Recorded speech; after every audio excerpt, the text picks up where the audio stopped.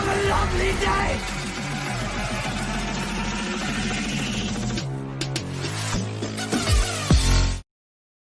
Welcome to Flat Earth Debate Uncut and After Show. I'm your host Nathan Oakley, and if you are new to this channel, or you've not done so already, then be sure to subscribe, hit the bell notification icon and join button if you'd like to become a Nathan Oakley 1980 channel member and keep up to date with the Flat Earth Debate. If you would like to support the channel, there is a super chat that runs alongside each of these shows while they premiere. There's also a PayPal, Patreon, and crypto link in the info box below the video.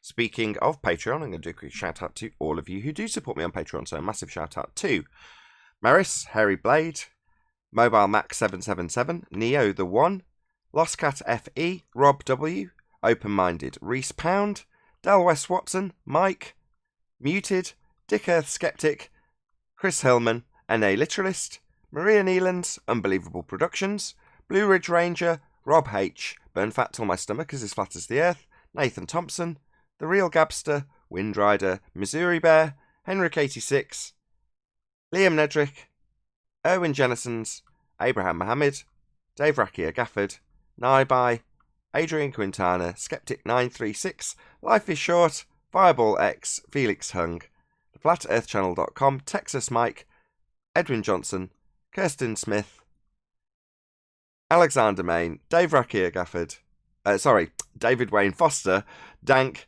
and a massive thank you again to all of you who support me on Patreon. So I'll raise the mic on whoever is in Discord, and you can enjoy their conversation while I set up for today's live show. I just love it when they all Listen, he really thinks he's got to win because of the drone or helicopter not having a course, meaning forward or backward or 10 miles for. He thinks because Nathan says it's going up 30 feet and down 30 feet, that's not a course. He thinks he's got a victory. Well, why does the sun go from east to west? They say it's because Earth is turning underneath it. So what's the sun's course? If Earth's turning underneath it, what's the sun's course? Good point. Yeah, he hung himself once he started getting into the sun. He hung himself, and he can't get out of that. Oh, that was so good. Yep. Well done. Very well done by Nathan. Yep. And everybody pointing that out. Good afternoon. Hey, Fletcher. That's right. What's happening?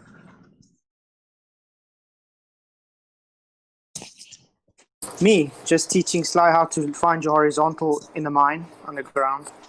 He thinks if you go underground, you can't find horizontal.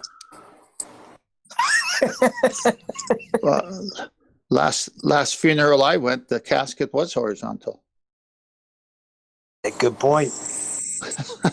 It's weird. It's weird how miners use water levels to find horizontal, but they say horizontal isn't water.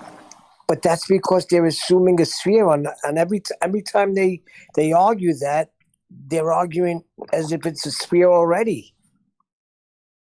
Well, that's the beauty of it. That's the fallacious beginning and begging the question start to every one of their positions. And it's just so easy to spot. Like yesterday, Ed came on and was going to prove that sunsets, the way they happen, can never happen on a flat Earth, right? And what did Nathan do? So are you saying that the Earth is turning under the sun? Sunset. Yeah. Is that how we're getting our sunset? Because Earth is turning under? And he said, yeah, well, if that's happening, it's got to turn under airplanes, drones, and helicopters too. But it doesn't. Yeah, it frees. But anyway, my uncle and aunt in Australia, they live in Sydney. They took pictures of a sunset yesterday. The sun actually set at such a high angle that it's impossible to see that it went down anyway. It's actually beautiful. I'll see if I can post some of them. That'd be great. Yeah, but the funny thing was, he was calling Nathan stupid because how could it deviate from its course if it doesn't have a course? don't know how Nathan does it. He just says, share your pain. He's having too much fun, I think. Yeah, when they get like that, then Nathan just starts ribbing them. Share your pain. Eat your mic. The best one is cry for me.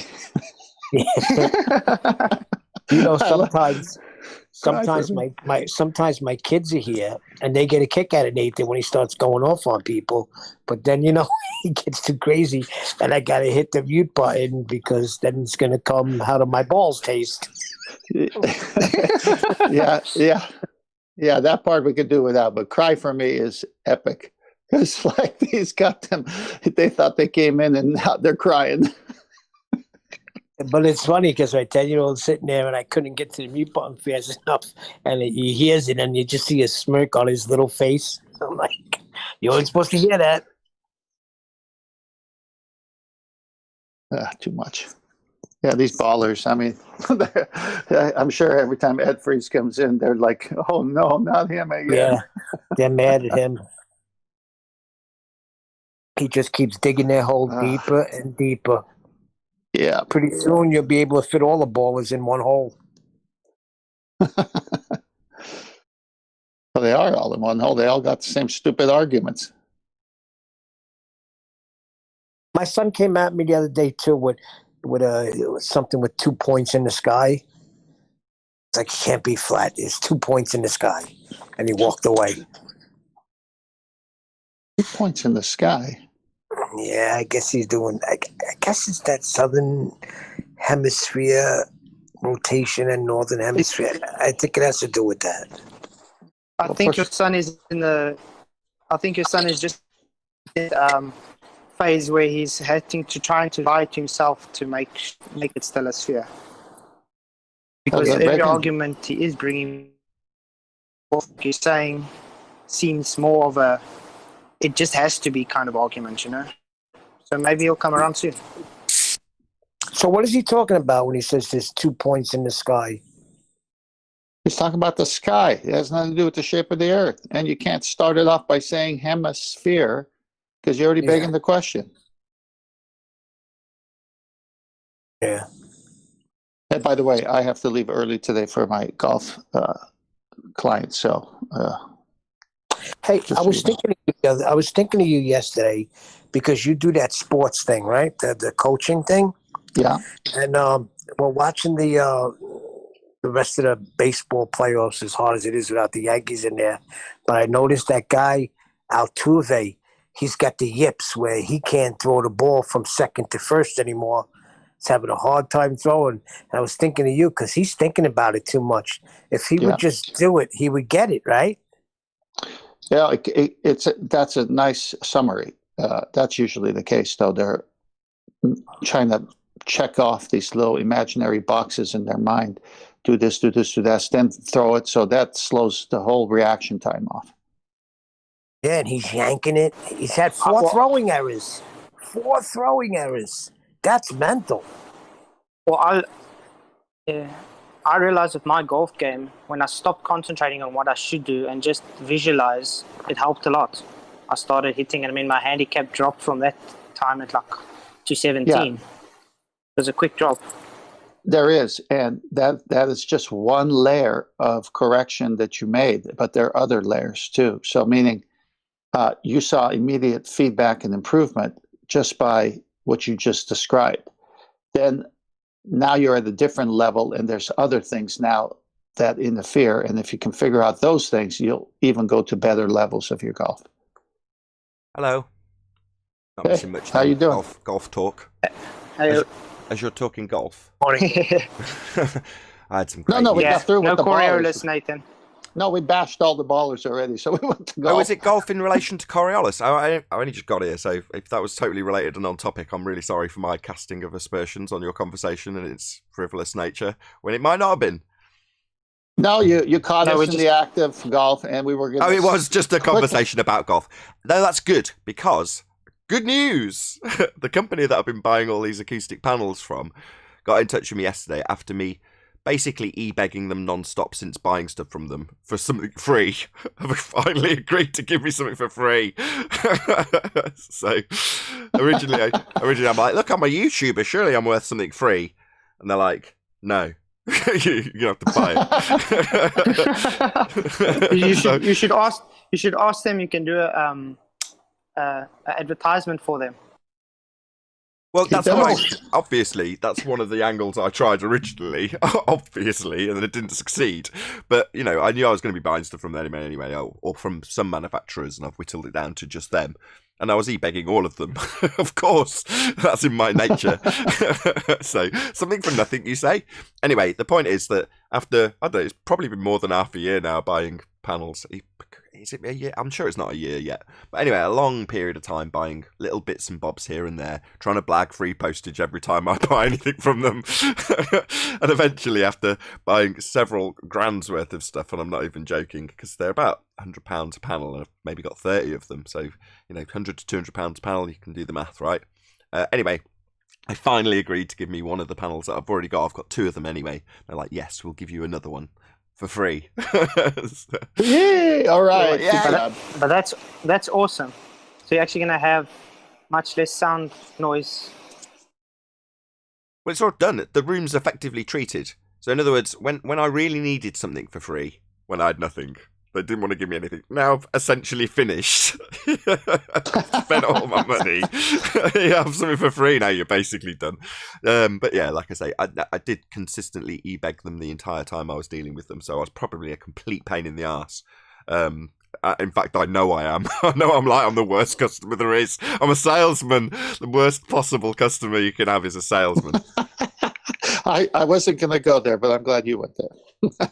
Yeah, I want everything for less than it's marked up as. I want more service than you're prepared to give.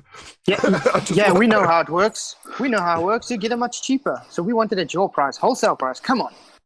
Yeah. I like it's tough dealing with it. Although it's tough dealing with the sales going on. I was going to say, although it's blasphemous, the bit in Life of Brian when he's trying to buy a beard. He's like, let's haggle. He's like, I'll give you 10 for it. Yeah, okay, here you go. No. What do you mean, yeah? Let's haggle. You're supposed to say 10 for that. You must be mad.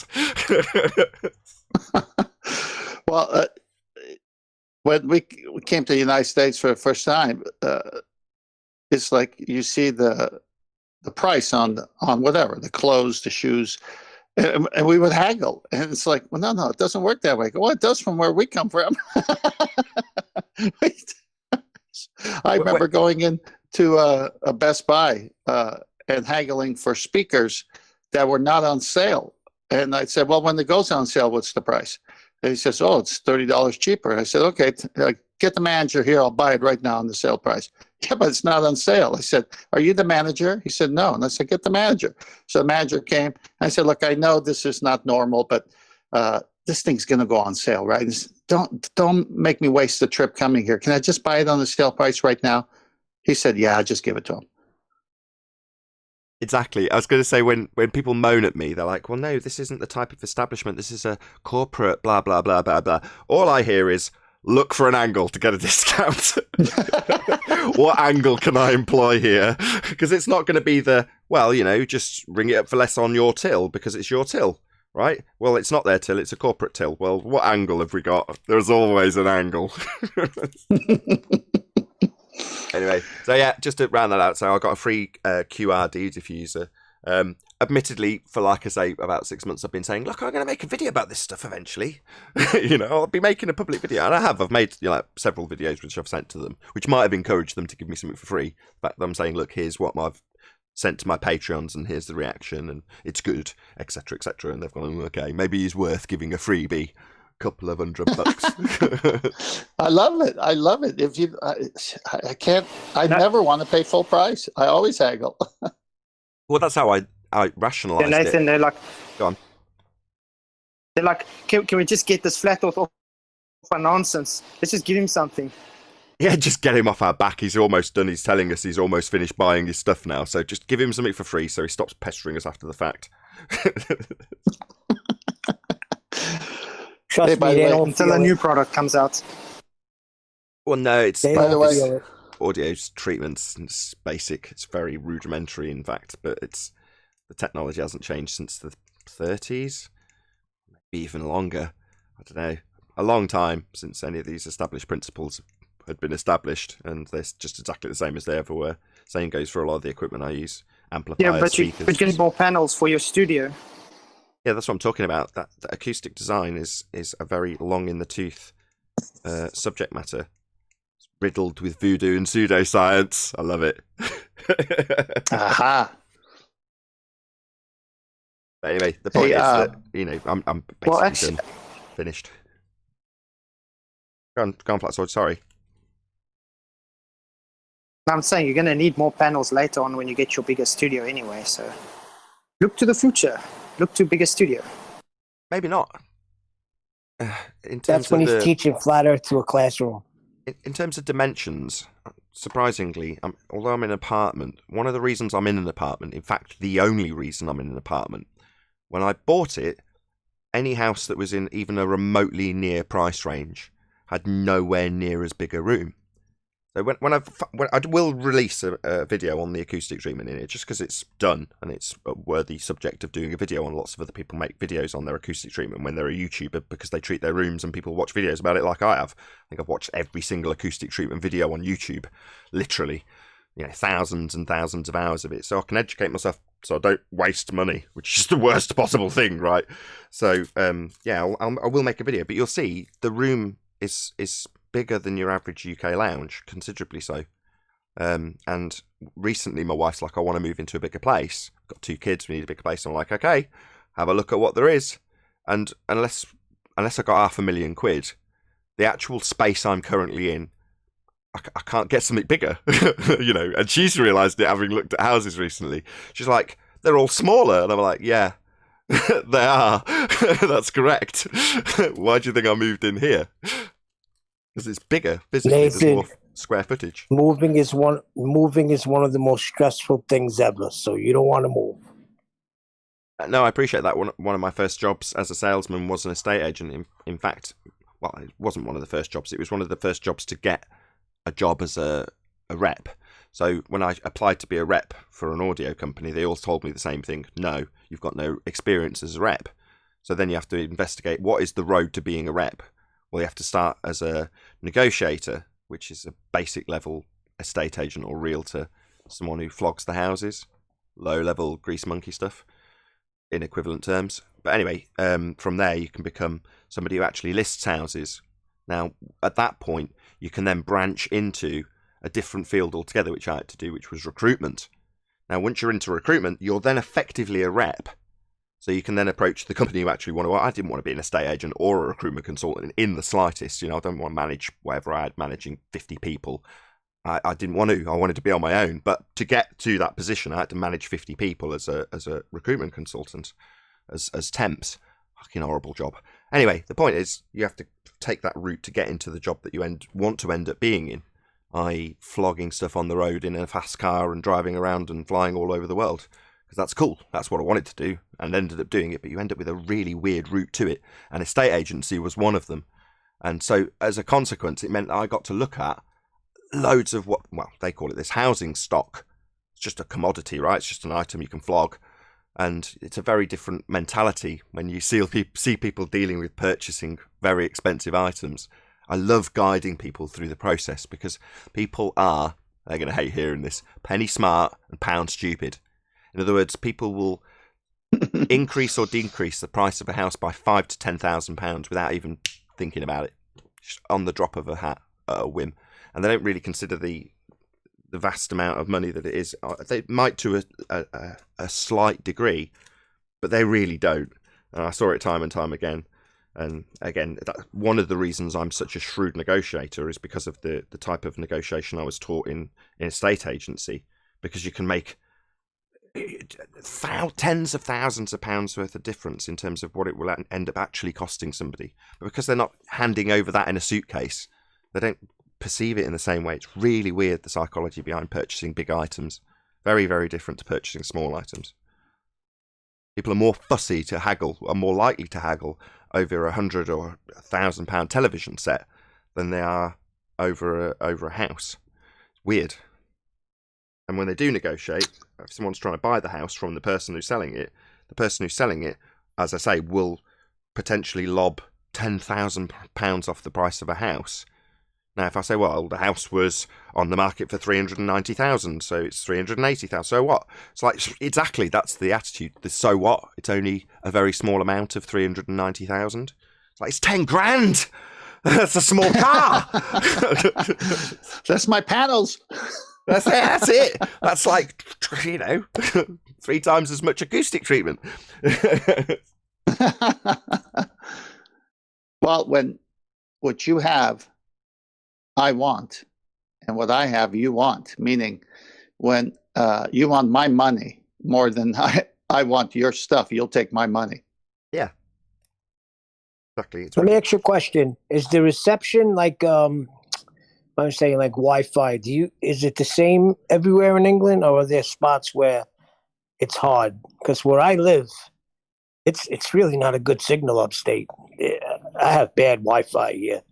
But if I was in the city, I don't it really would be know no what you mean by problem. that. Wi-Fi is your internal house connection, which is dependent on how good your router is and how good the connection to the either fiber optic line or whatever you're connected to is. Is that what you mean by Wi-Fi? Yeah, like being able to get YouTube or go online like you do. Because over here, like when I'm in the city, I have no problems. But over here, oh, it's terrible. When you say inner city, do you mean, are you literally talking about you connecting to Wi-Fi at random hotspots around the city? No, anywhere I lived in the city, I never had a problem with the Wi-Fi or getting, you know what I'm saying, or it going in and out on me. But over here, it's terrible. I'm still not fully That's your following signal. I think, Neil, you're trying to say your internet signal was better in the city. Yeah, the internet signal. So the It sucks mobile upstate. internet signal is what you're talking about. On the phone, the mobile 3G, 4G, 5G, whatever. Right. Okay, what? You Is threw it me the off when you same said in England Wi-Fi. everywhere, or are there better spots than others? I don't know. I never really take my phone out with me. So I don't know. Well, Neil, I can tell you one thing. You're in the bush. You struggle quite a lot. But it's all got to do with the receivers. That's all, where they're placed. Exactly. What is the network? So, Nathan. Is it 4G? Do you have 4G? Here, if you don't get good 4G, you turn the phone to 3G, and then it's okay. And it's a bit slower. Yeah.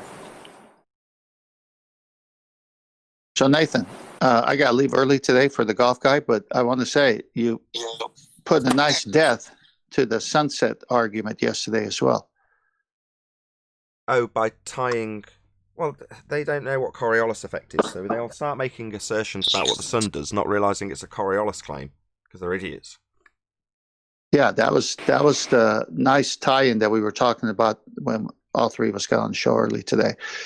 Because you hear ballers, not Ed Freeze, but other ballers, they'll say, well, sunsets prove that we don't live on a flat earth. And if anyone's going to listen to that show later today, they're going to find out how wrong they are. Well, while the ballers are trying to get rid of, they're disowning Ed Freeze after yesterday, so... Well, forget that. He quickly realized that's why he wouldn't give an answer. Well, when they're trying to defend the undefendable rotating Earth, they're going to get caught somewhere. And he came on, and it's worth repeating. He said, "Sun shining on the bottom of clouds could never happen on the flat Earth." And Nathan quickly turned it around and said, "So you're saying this could only happen on the rotating Earth? Bye-bye, because then..." That's irrelevant. Bye-bye, because then it's got to rotate under airplanes, drones, and helicopters. Such a quick death to the whole stupid argument. Yeah, That's irrelevant. Neither side recognise the main distinguishing factor with Coriolis effect is it's you moving underneath stuff. So anything, when it's described as not actual or apparent force, whatever, that's because it's you on the train looking at the train station come towards you. Well, the apparent bit is the fact that the train station itself, the platform, doesn't move, you move towards it. That's, in effect, Coriolis. what the platform's doing, it coming towards you as you move towards it. Well, in Coriolis terms, you've got a spinning roundabout and something that's not attached to it, and it's the effect of you watching what it does as you spin towards it. But they want to detail the actual projectile's motion.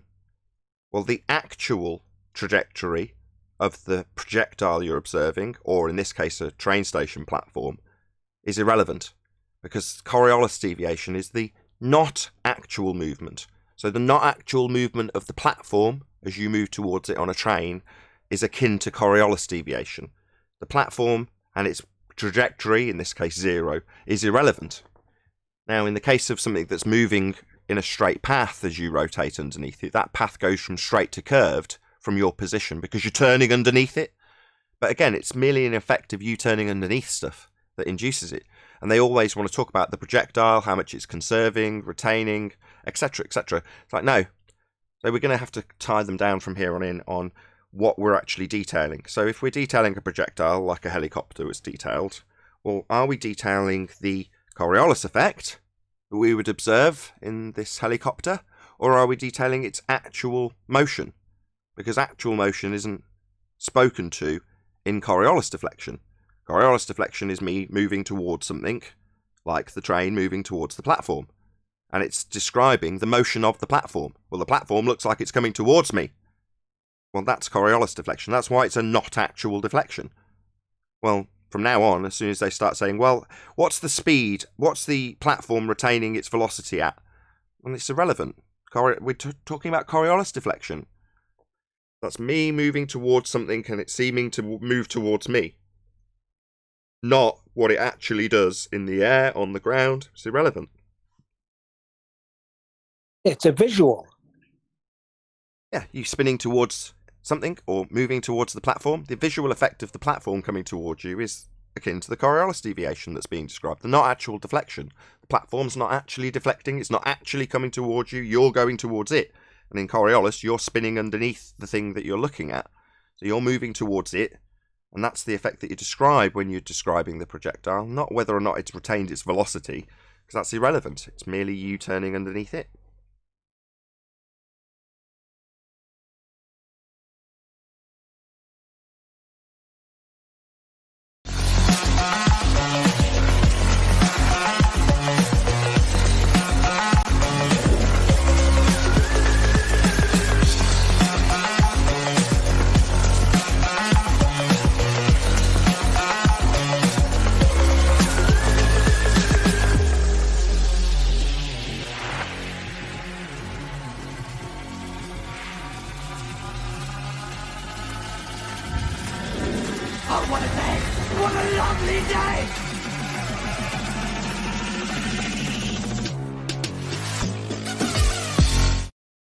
Welcome to Flat Earth Debate Live.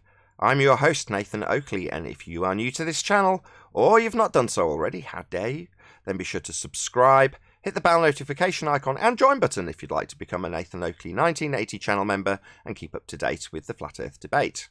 If you would like to support the channel, there is a super chat that runs alongside each of these shows while they are live. There's also a PayPal, Patreon and crypto link in the info box below the video.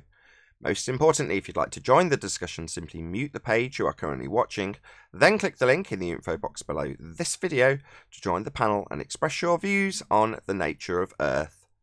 If you do join, please don't swear. If you do, you'll be ejected, and if you are, please don't try to rejoin the stream using sock accounts. You'll be warmly welcome back on the next stream. Please also share the show on social media. Sharing the show obviously increases the live audience, but this in turn increases the chances of a more diverse panel, so please share the show on Facebook and Twitter. One last time, if you're new to the channel or you've not done so already, then be sure to subscribe, hit the bell notification icon and join button to keep up to date with the Flat Earth Debate. Now we are joined by Neil, 10th Man, the Adam Meakin, Flatsoid, Brian, and a whole bunch of people in Discord, so welcome one and all. Happy Yo, Thursday. yo, let's get it on. Goeiemorgen. Afternoon, everyone. Afternoon. Morning. Good to have Hey, you. Adam. Good to have you. Ah, it's nice to be here. Thursday spot, isn't it? Thursday spot, mate. So try not to miss it. Yeah, it's good, very good to have you here, Adam.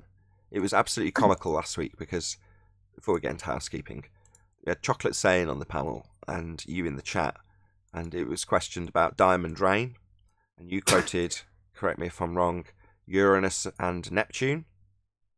Yeah. And I think Chocolate said, no, it's Jupiter and Saturn. He- or something like that. He was spitting out all sorts of pseudoscience crap trying to back his planet up, that his planet's rain diamonds.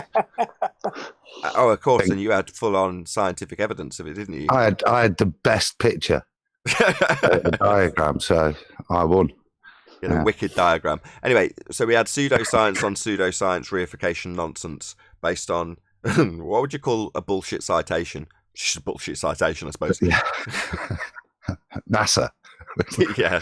No, not who, but... I think NASA may have been the source for both claims. Right. So they were chuckling in the background. It was pointed out by me in the show that it might be incorrect assertion by Adam, and Chocolate's backing it with citation there, and then obviously he's on the panel. But then Adam sends me a message and was like, no, here's my citation. Here's the contrary nonsense from their side also. It's like, oh, by the way, if you're watching this on the Globe side and you want to debunk any of this conversation that we're having about your rhetoric, you feel free. That's always welcomed. Hey, Arwin. Hello, good afternoon. Good afternoon. You made it in time for the beginning of housekeeping, which is epic. Oh, so, nice. Excellent. Any evidence of a physical geometric sphere-edge horizon, formerly known as the curve of the Earth? Not from the first tee box. not from Nottingham. It will always be there in the math. The atoms. It's in the atoms. I didn't catch that either. Say again, Brian? Sorry, it's the accent, Nathan. Sorry. Datums. It's in datums. Oh, a datum. Right. Yes, the datum, presupposition. sorry. Yeah. Sorry. Yeah, you can always assume a zenith pointing to the centre of a presupposed spherical Earth if all else fails, right? Just beg the question. Just assume the Earth is spherical. Here's a datum. I reference it. It's spherical. I'm not bolt upright. I'm actually pointing at an angle towards the centre of a presupposed spherical Earth. Datums are very useful to beg the question. You're right, Brian. Yeah, So and you'll if- find the geometric measurements in there. I mean calculations. Any I can evidence? get you the WGS84 or the NGS80. They'll tell you everything you need to know. Yeah, they're based on ellipsoids. Might as well go straight to it. Any evidence of the R value, Earth radius? Would you have to have it? Would you have to have a tangent for this radius? Now that's back to the geometric horizon again. Yeah, you need that. To Well, get they're R. Is there any other way to prove R besides presupposing that the horizon is the leading edge of a sphere? Is there any other way? Geodetic proof surveying. No, proof Coriolis. Easy as that. It's a good question. No, that's about the Earth's spin. You're wrong again. But Owen's got Just a put good the point. only It's just, geodetic R. surveyor. Owen's just You gotta strapping have on, R before you get spin anyway. So Owen's just strapping on the extra bit. So any other evidence of R, given that it's all been debunked. That's what Owen's saying. right, I know. I'm just playing baller. yeah, but you're doing Yeah, a terrible job. Yeah, there I- isn't. I- There's no I know. original. Like all ballers do. Handbags Evidence. out. I'm sorry. But I there can't. is a- Okay, sorry. Let me rephrase that. You're doing too good a job. Nice save. Axial rotation, any evidence thereof? This is a question I have about conservation of momentum. If they claim the atmosphere works in lockstep, how is it conserving energy if it's moving still? Not Coriolis. So when that's Obviously brought up- not. Okay, so let me give you some context, Flatsword. If you were to ask me that question as a baller, even if it was phrased like I should be answering it, which it would be, I would say the following. Anything that you're describing having momentum conserved would be its actual trajectory. Would you agree? Yes, I agree. Right, Coriolis effect is a not actual deflection. So what you're observing when detailing Coriolis effect is drift from you turning underneath it. So not the actual trajectory. So when you describe things retaining velocity or angular momentum or whatever the hell they're talking about with the projectile, that's its actual path. And Coriolis doesn't speak to that. It speaks to a not actual deflection because you're turning underneath it. No, I get that, but my point is, if you're driving in a car and you're driving fast and you stop, your car doesn't stop, it carries on. So obviously, if you're still moving, you're not conserving any momentum, you're still moving. It's the sudden stop that conserves. So what's stopping? That might be the case, but in terms of comparing that to Coriolis effect, if you're stopping because there's a lamppost in your path and a whole load of parked cars, and they're getting closer and closer and closer to you, those stationary parked cars and concrete into the ground lamppost, the effect of it looking like it's coming towards you really, really quickly as you stamp on the brakes, that would be akin to Coriolis deflection, i.e. the thing not actually moving, but looking like it's coming towards you real quick. Yeah, that's Coriolis, or comparable to Coriolis. So it's not the light pole that's going to hit me, it's me hitting the light pole. Yeah, the effect of, oh no, that light bulb's coming towards me at a really fast rate, bang. Now, was that caused by an actual path of the lamppost? No, it's the not actual deflection of you moving towards it. And likewise, Coriolis is the not actual deflection of you moving towards things as you spin underneath them. So the thing could be completely stationary or having a straight path bent because you turn underneath it. Yeah, that's not actual deflection. So every time they start describing how much a plane would retain velocity or momentum, no, it's the effect of it not actually drifting, us turning underneath being the cause of it. And the remaining fact is that doesn't happen. We don't turn underneath hovering drones or hovering helicopters or balloons or anything. We're not turning underneath stuff, and that's the only way you get Coriolis effect. You've got to be, the starting point is you turning underneath it. This is what comes to my next point. They say to have Coriolis, you have to have something moving a distance. If they understand it's not you moving a distance, the Earth moving the distance for you, then you understand it's not actual. Fine. So, regardless of whether or not something's moving, I can have the helicopter, as I did with Ed, just move straight up. Okay, yeah, it is moving. It's moving up. And what should happen is, as it moves up, its intended path being precisely where it took off from, it's just intending to go up and down. But oh no! It drifted away at 1,000 miles an hour and is landing somewhere else, said nobody ever. There's something else too. I listened to something, sorry John, 1 second. I listened to something there on Ranty's show from last night. I was listening to it just earlier. And Dave Archaea and Plain Truth and SE Montreal and a few other people were there, Brandon Toy and that were there. And there was a baller called Left Lane. I think his name is Howard. And they were having a conversation with him. He was the only baller in there. And SE Montreal went through what the Coriolis effect is with this guy Left Lane. And he did the whole demonstration of the two of them sitting on a roundabout, children's roundabout, and SE throws a ball to him, and it appears to him, because he's rotating, that it's taking a deflective path. And he said, yes, he said, it's only because I'm on the rotating reference frame. And SE agreed. So he understood, he was able to detail the actual Coriolis effect. And he admitted, yeah, it's just an effect, it's just a visual effect. But it got to a point then when SE said to him then, so how come when I throw up a ball at the equator, it doesn't fly away from me at 1,040 miles an hour? And he said, no, but you see, you don't understand. The atmosphere rotates with the Earth. And they all then said to him, they said, so no Coriolis effect then. And then he said, he went on to, but ballistics, right? And they started arguing with him about ballistics. But what they didn't notice, right, because they were so busy, there wasn't an argument, but they were so busy talking to him, they didn't realize he went from, yeah, it's just an effect, he was able to absolutely detail both reference frames and what's happening, to the atmosphere is moving, is rotating with the supposed rotating Earth, which takes all Coriolis effect claims away. And then he went on to how ballistics, you will see a deviation with ballistics, but not footballs. So they didn't get that, and they started arguing with him about ballistics. So they say no contradiction. Sorry. That's where we've identified the bait and switch. So Coriolis deflection is not actual deflection as you turn underneath something. So you send up a drone, and what should happen on a claimed Earth that's spinning is you turn underneath the drone. So the drone looks like it's coming towards you. And then as you pass it, it looks like it's going away from you. Now, you haven't pressed anything on the sticks, it's just hovering. Now, that does not happen. It's supposed to, because they're supposed to have 15 degrees an hour of drift. So, when we point out that we're not turning under the drone, they move the focus to the drone. The effect is caused by you turning underneath the drone.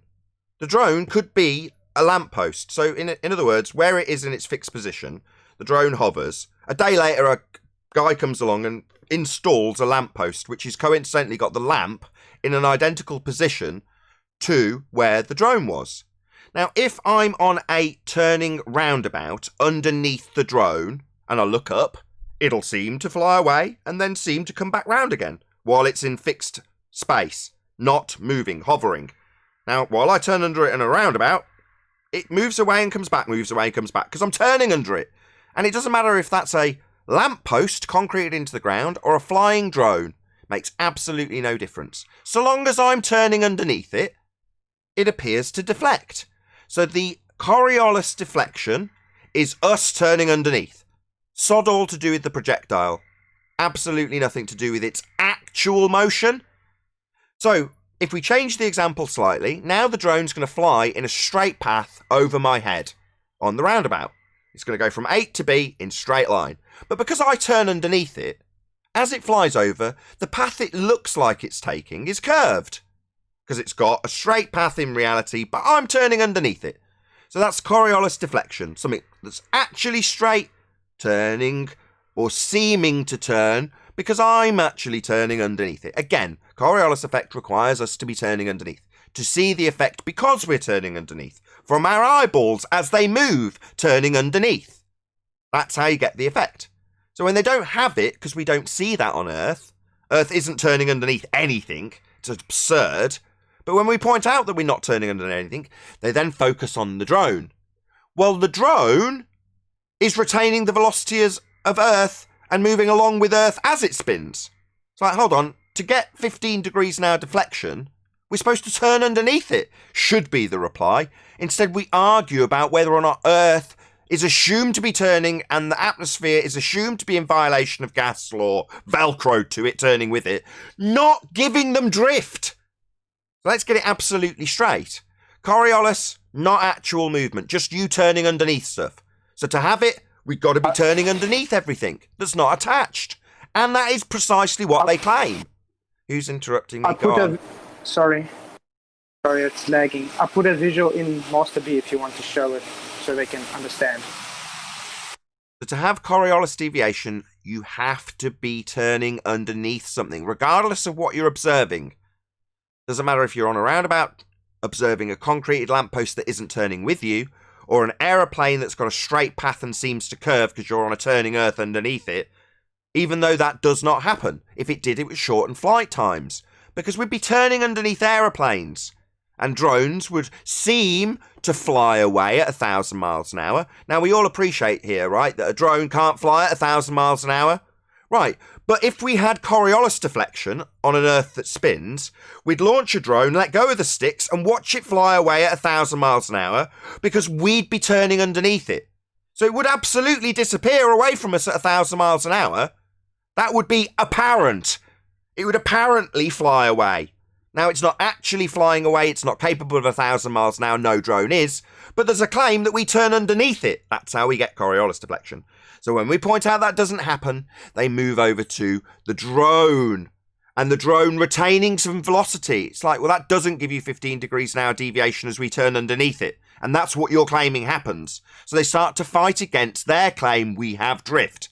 From here on forward, the moment they move away from their actual claim, which is 15 degrees an hour deviation as we turn underneath stuff on a spinning Earth. And that deflection is supposed to prove that we're on a spinning Earth turning underneath it.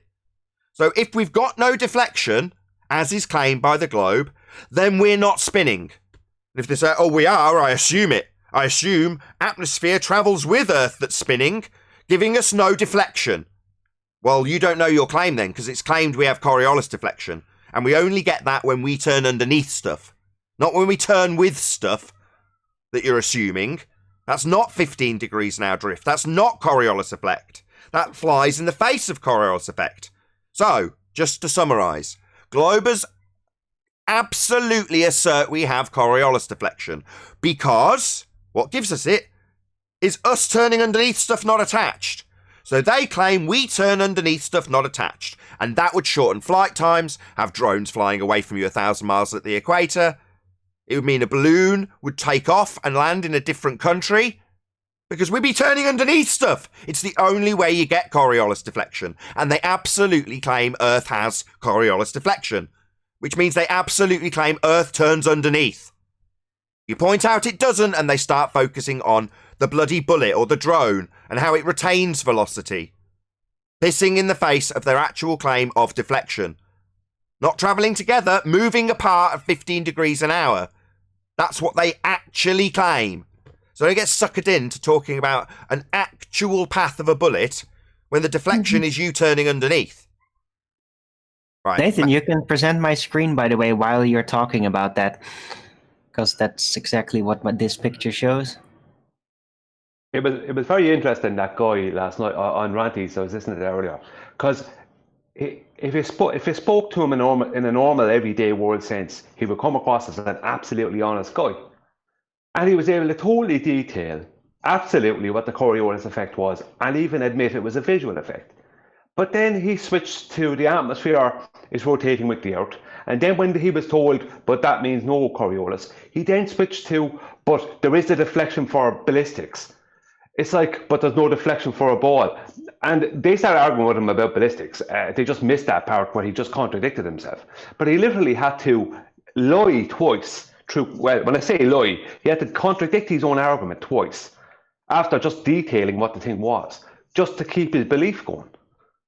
Right, it was bizarre. Yeah, but it has nothing to do with the projectile. It has nothing to do with the ballistic. Exactly. No, but that's not the point. The point is he contradicted himself twice just to keep his belief going after detailing what the actual Coriolis effect was. Okay. It's like me telling everyone what a car is and then talking about it flying and going underwater.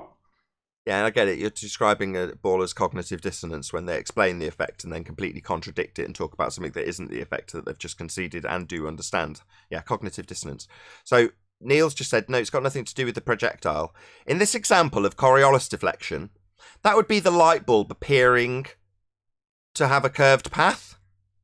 It hasn't. It's completely fixed to the ceiling, but this camera's turning underneath. So this would be a demonstration of Coriolis deflection. The light's not actually deflecting. It's the camera turning underneath. So when you point out and understand what Coriolis effect is, that would be you turning underneath to cause not actual deflection. This light's not moving. But it appears to be. Now, if, for the sake of argument, we were on a mile-wide roundabout moving towards this light, so not just spinning underneath it in a small scale, on something massive, a mile wide, a massive roundabout. Now, the light's still going to be fixed to the ceiling, but as we approach the light, it seems to be getting ever closer to us, on a roundabout spinning beneath it. That's Coriolis effect. Now, bearing in mind that we only see this effect because we're spinning underneath it, is it reasonable to then justify how the light moves with the atmosphere? No, it's not, because the effect is only induced by turning underneath something. Now, let's change the light and say that instead of a light, it's a drone flying. Now, as you move towards it on a mile-wide roundabout, it doesn't matter that the drone is doing a little course in a circle. Let's say the course is only 3 meters wide, the circly course of that drone. So the drone's also moving round and round and round and round. It doesn't change the fact that on your mile-wide roundabout, you're moving towards the drone. And that's Coriolis drift. It's not coming towards you, it's just going round and round because the guy playing with it is just doing loop-de-loops. But you're ever getting closer and closer to it because you're turning underneath it. That's Coriolis effect. Now, instead of a mile-wide roundabout, we've got Earth that's claimed to be a massive ball spinning in a vacuum. And it's claimed that's got Coriolis effect. So that would be us moving towards things like the drone, exactly the same. We get ever closer to it, that's the effect. So then when you start detailing how, no, the drone's moving with the atmosphere, well, no, we're supposed to be moving towards it. It's supposed to be the effect of it getting ever closer to us because we're turning underneath it. But they want to immediately focus on the projectile. They want to focus on how the light retains the velocity of the momentum of the roundabout that's not attached to it. It's like it's supposed to be deflecting, and they'll tell you all about how it's not and why it's not, and justify why it's not, when we're supposed to have this effect. Everything not attached should be doing what's on screen. It should all be deflecting because we're moving underneath it. Now, obviously, we don't see that effect, so all they ever do is justify the motion of the projectile, because they don't have the motion of the Earth underneath.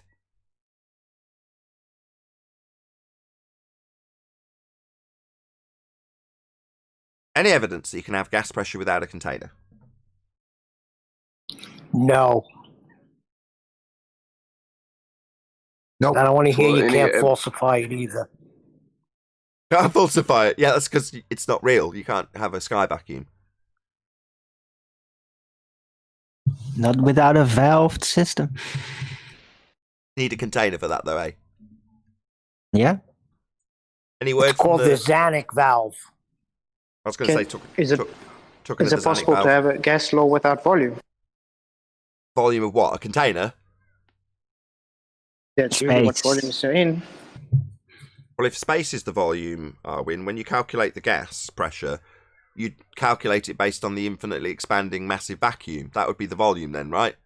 So the volume of space that it can fill would be the space that it can fill, shockingly. So if the sky was a vacuum, it would be a space. It's shocking that, because they call it space, don't they? Isn't that funny and ironic? It's almost like they're laughing That's at you. basically the outer space universe, really. I was talking about space as in, yeah, the opposite of mass in density.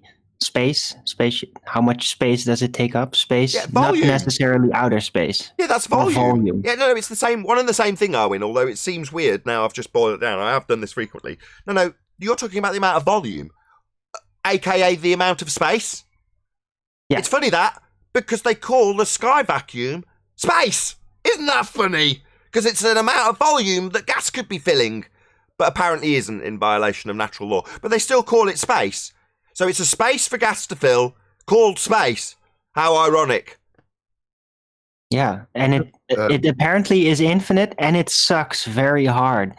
No, not infinite, Arwen. I just quickly did a quick check because, since the universe has been expanding for 13.8 billion years, the co-moving distance and radius is now about 46.6 billion light years.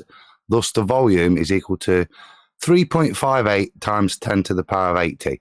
So that's what you'd need to divide by. Hold on, that's only the matter within the volume as it is expanding. The Well, total it's got available bigger. volume is still infinite. No. It might be expanding, but currently it's got a number on it, is what Adam's saying. And to put more of a final point on it, that would be the V. That would be the volume, right, Adam? That the gas could fill? So that's the number you'd have to put in. 3.58 times 10 to the power of 80. Right. But then you're only, sorry to break in like that, but then you're only basically assuming the volume that the universe has so far already taken up. But it's still expanding. So that means that the technical available volume is not limited. Based on it's that now number. technically a bit bigger than when I last stated it, yeah. Right. Because it's been expanding for 13.8 billion years, you see. Mm-hmm. Where'd you get that number? Is there any end in sight for that expansion? Or is it assumed that it's going to infinitely expand, which would basically assert that there is an infinite volume to expand into for it? Depends who you ask. If you ask Stephen Hawking, God bless his soul, he'll say that eventually there'll be a big crunch and the universe will start contracting. See, that's part of the magic trick. All those numbers. Well, if the galactic universe was looping, then eventually the expansion would cause a clash in on itself. Somebody kick him out. Yeah. What is this looping you speak of, Arwen? It's a spatial concept. It's like a wormhole within all things. Wormhole, isn't that another Stephen Hawking concept? Right. Well, a wormhole it would be like a galactic concept from that storytelling tradition, but it's basically like a mechanical or a mathematical trick to do that in order to conceptualize what's going on. It's even been applied in movies and video games. It's very easy to do there, right? In the real world, not so much, but it is easy to conceptualize. And I think that, well, maybe there is something to it. Maybe there's something physical to this. No.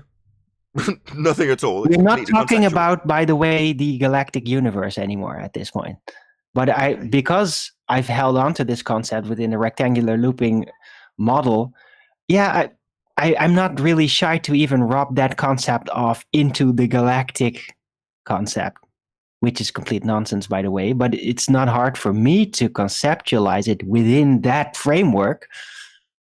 That the infinite universe is not infinite, but would be very big and then looping in on itself, causing the expansion eventually to clash in on itself. Okay, that was a very long-winded way of saying you've nicked bits from Stephen Hawking's nonsense, right? I don't know. Yeah, I was a very little kid back then. Couldn't even speak that well English. So... Did you just give the I speak no English defense? I can't believe I'm hearing. Hey, I'm Dutch, remember? I don't know what you say. I speak. And I was like 12 or 10 back then. So, okay, that was. We're talking about the real Stephen Hawkins, right? Not the puppet in the wheelchair with the different dental works. Oh, I don't know. That's. Because the real one died in the 90s. Real? Was that guy even real? The real one. There was a real Stephen Hawkins, and I think he died in the 90s. And then they replaced him with the puppet It wasn't a puppet. Don't be silly. It was CGI.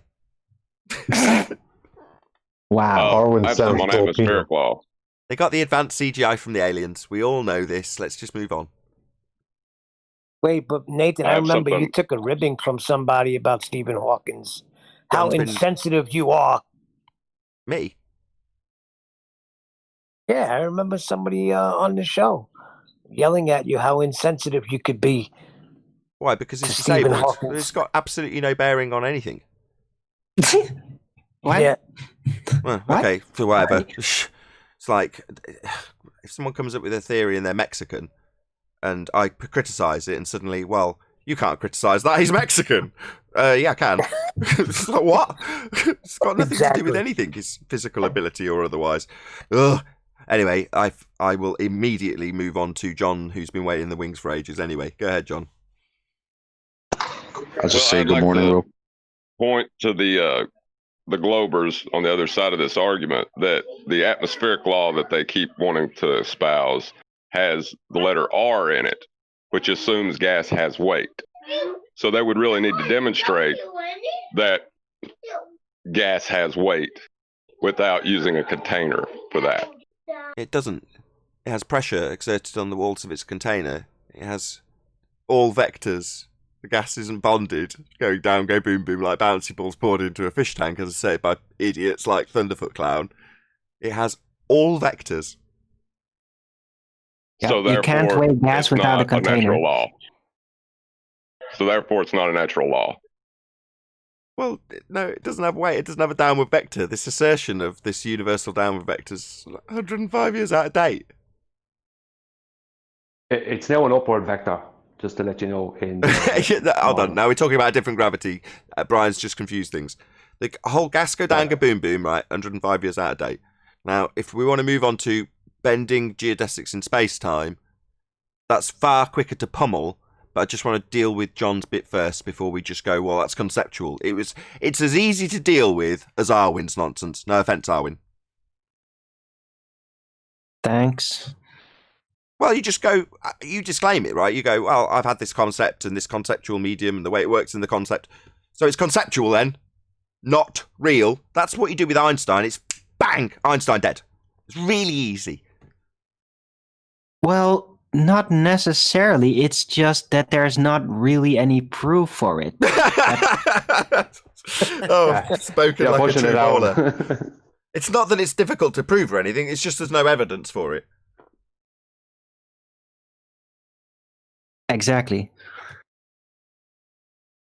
Well, technically, it actually debunks itself. I won't go into it all right now, unless Nathan wants me to. But it's a bit of a story. But the whole lot debunks itself. Einstein debunks Einstein and debunks everything else. Well, if you don't present any proof for a claim, then technically it can't be debunked. No, you can It's completely... just that you don't have wait a any second. proof Let me to check back it out. up your claim. Check it out. Arwin's saying, how does that Arwin's happen? saying that you don't need to make any efforts to debunk baseless assertions. That's what Arwin's just said. Right, you don't have any real thing to debunk then. If it's just a blind assertion without anything to prove or disprove it, then yeah it's just so you somebody's story. I know this isn't Anthony's words, but it's him who quotes it. Claims without evidence can be dismissed without evidence. That's Right. just the old-fashioned way of doing things. That's just an old-fashioned way of saying if you can't prove it, I'll ignore it. Yeah, I know. If it's never Can't believed debunk to have been fantasy. proven, then you can't debunk it. Because What's to debunk? If someone- you're not showing anything that Right. demonstrates your claim is Right. true, what's to debunk? Unicorns are real.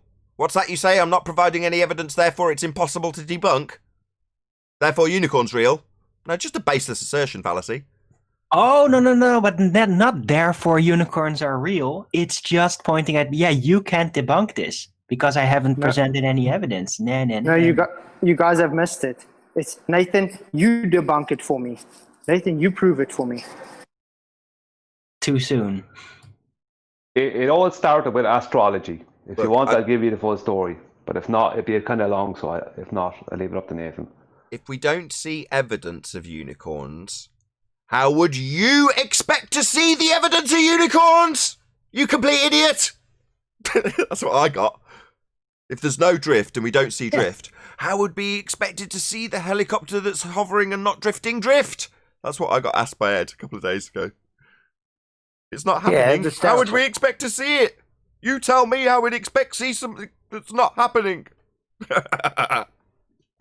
Now, I got out of it, why would you bring up the helicopter deviating when it's obviously not? So they can- Exactly. That was his It has final no claim. cost. That's when he got really triggered. Yeah, you got really It has angry. No cost. Yeah, it was hysterical. Hey, someone sent me a unicorn. Is it Michael Jones? Thank you very much for the unicorn. That doesn't prove they're real. Sorry, I actually cut in on what you were PBR. talking about with John, so I might have got in the way of that. No, go ahead. You were trying to have an actual conversation about stuff that's related to the subject matter of this show. We were just having a laugh, so go ahead, Brian.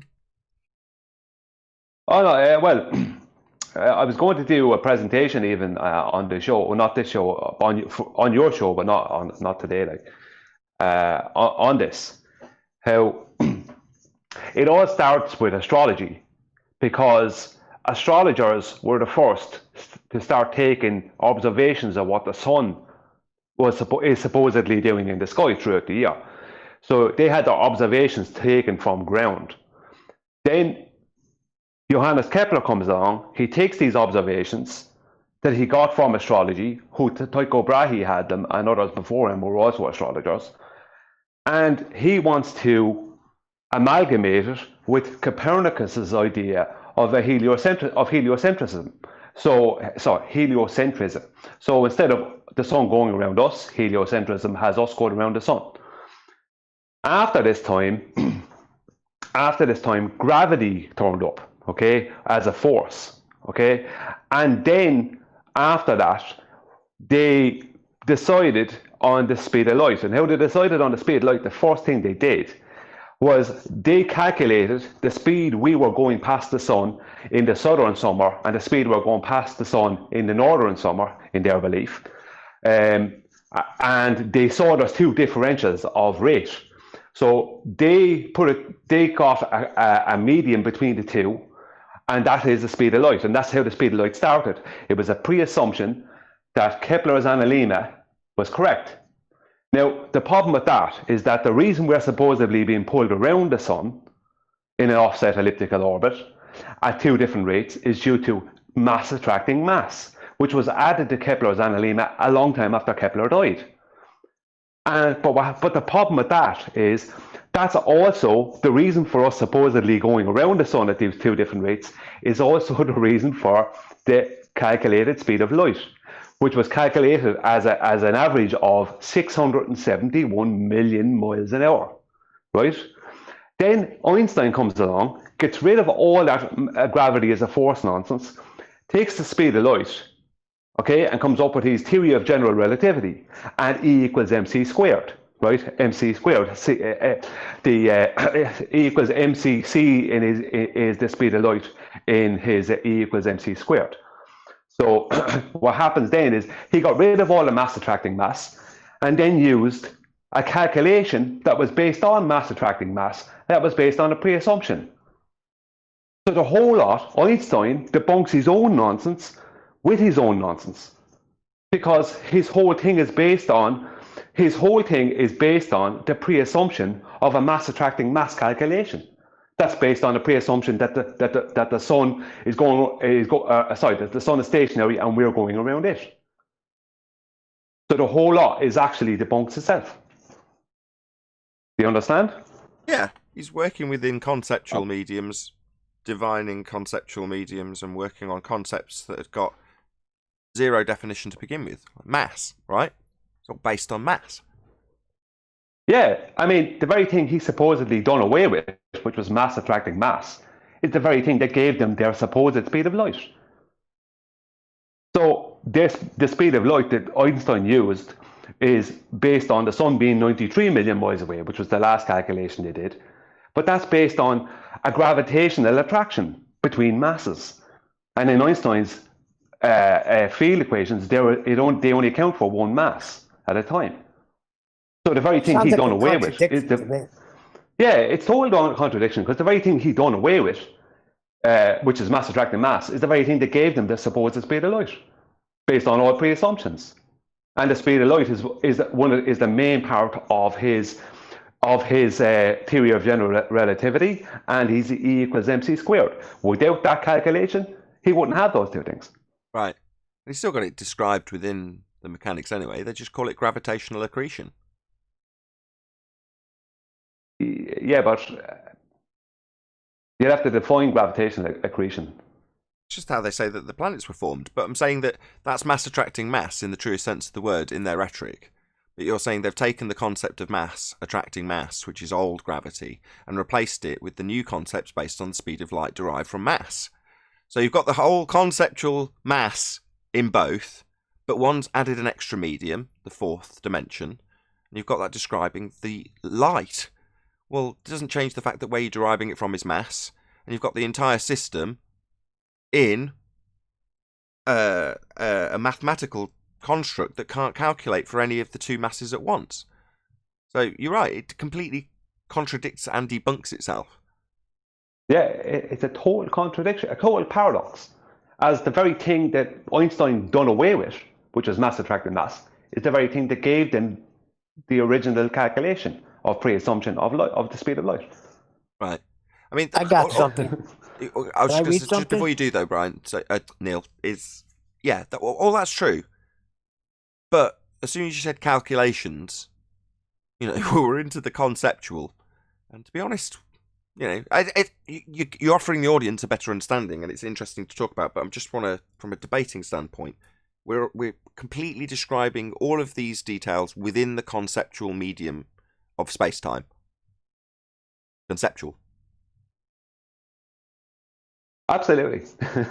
Don't disagree with that for a moment. Yeah, the uneven distribution of mass, bending of space-time, that's all conceptual. It's the end. That's why it's so much. That's why we spent so many years, literally, explaining to ballers that their rhetoric isn't the 105-year out-of-date mass attracting mass. It's the new hotness, right, Chocolate? It's the bending of conceptual mediums.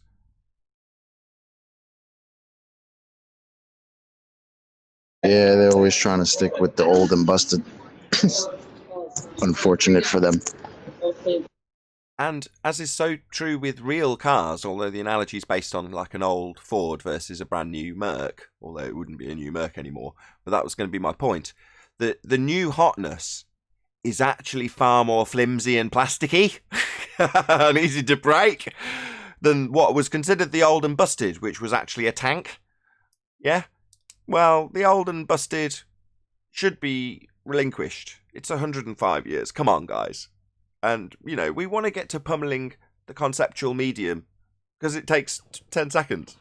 So, parrot the right pseudoscience, parrot Einstein, as much as we can go into endless detail about that concept, like Arwin can go into endless detail about looping space.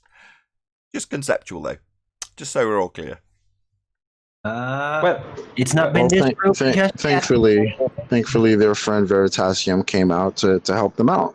Apparently, their own side needs to help them out on this because they haven't caught up yet. So, but haven't everybody come out lately and said? Hasn't everybody come out and said gravity is just an illusion? It's not a force. It's just a concept. Yeah, that's what we say too. Hang on, there's something being missed here. Sorry, Nathan. I'll talk after you, Nathan. I'll talk after Nathan. I just said that's what we say too. It's an illusion. It's not really a force. It's not a force. Blah, blah, blah, blah, blah. Yeah, we say that too. If Veritasium are telling them all about how the conceptual mediums work and how geodesics in space-time are being bent, then that's wonderful. Get your handle around it and understand it so you can come here and we can say, yeah, it's just a concept. Show me space-time and watch you crumble. So, yeah, get your head around 105-year new hotness. It's been around a while. All right. By the way, Nathan, since you brought me up and put me in the same equation as Einstein in this example, I have actually presented, at least a method to falsify whether there is a looping nature to the realm at all or not, which is more than Einstein can give, basically. He's just drawing you into the conceptual medium, never getting you out again. I don't do that. I actually devised a way to falsify whether there is a looping nature to the realm. Falsify? I want to read something because this makes no sense to me. Can I read something real quick? Owen saying he's got a greater justification than Einstein in hijacking some of these magic words he's just used. Falsify, you say? Wow, that sounds very scientific. Whatever do you mean, Owen? Empirics in the real world. Oh, excellent. So what would be the phenomena we would observe? I'm not talking science. I know you're not, Owen, and that's really the point here, isn't it? I'm Given talking about cosmogony, like design traits to the realm. That's what I'm talking about. Yeah. And it can be physically falsified in this world, whether there is something to it or not, by figuring out what the apparent equator line is based on the celestial bodies, how it interconnects, and the exact geometry of it. Well, if it will turn out to be a straight line or a not exact circle geometrically, then there is the first hint that there is a looping nature to space within this realm, because it's not all Euclidean after all in that case. Yeah, hold on. What gave you... but I just debunked all that. What gave you... Sorry, Nathan. What gives anybody the idea that the equator is circular to begin with? It's not a real place. It's been derived. And what's it been derived from again, Arwin? I forget.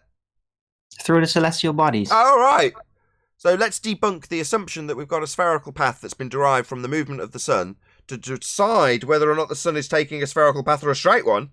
It seems like there's a bit of a problem there. No, because that's not true. Because it's actually about measuring this relation of the sun on the Earth. So mapping it out. What is the actual path? It is geometrically an apparent circle, or is it a geometric apparent straight line? You're talking about the not actual line of the equator again? No, derived from the sun. Derived from the sun. So let's just go straight to that source there. Let's go straight to the source. Forget about the derivation of this line that doesn't exist. So this body that's in the sky, Arwin, that's tangible too, right? We know all about what it is and where it is, right? No, we just have the angular relations, and I'd like to use those angular relations and their consistency to derive a geometry of the Earth's surface. Yeah, they did it. They got a circle from it.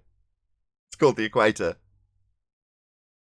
Is it a circle? I don't know if it is a circle. Yeah, it is. You're just stating that it's a circle. No. We see it on maps basically put down as a circle. But is it in actual geometrical reality in Euclidean space? We're going around in circles, a bit like the sun. So you're saying we'd need to know where that line got its shape and it got it from that celestial body. So we're back here again. So what's that celestial body, that light, that shiny thing that we should all be bowing to and worshipping like the Earth does? It's not relevant. Typical Ed answer. Very beautiful, Arwen. No, it's not. This is not an Ed answer. Don't insult my intelligence like that. Oh, he's actually triggered. Are you joking or not? I can't tell. Yeah, don't insult me. This is my project, and what the nature of this light is not relevant to the physical geometric orientation of the Earth's surface.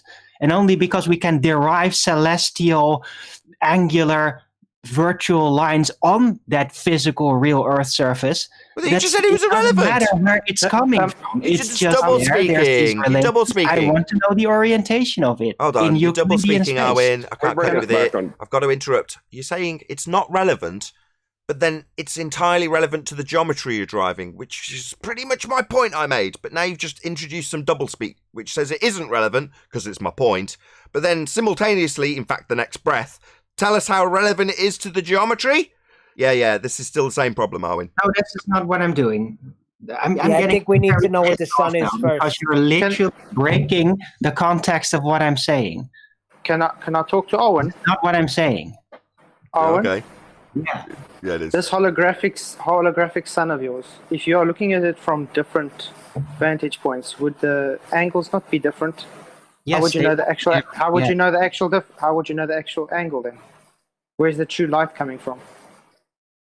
It's not relevant. Yeah, it is. It's absolutely relevant. Project. No, it's not. Yeah, okay. The angles are there. They are there. Right. They're consistent. That's what everybody knows. That's like historically recorded even into Babylonian times. The angular relations are consistent in relation to the position of the Earth. Now let's cross-reference that and figure out what the geometry of the Earth's surface really is. How does it align with these celestial relations? Whatever the fuck they are is not relevant. I just want to know the geometrical relations of the Earth's surface. So cross-reference it with what?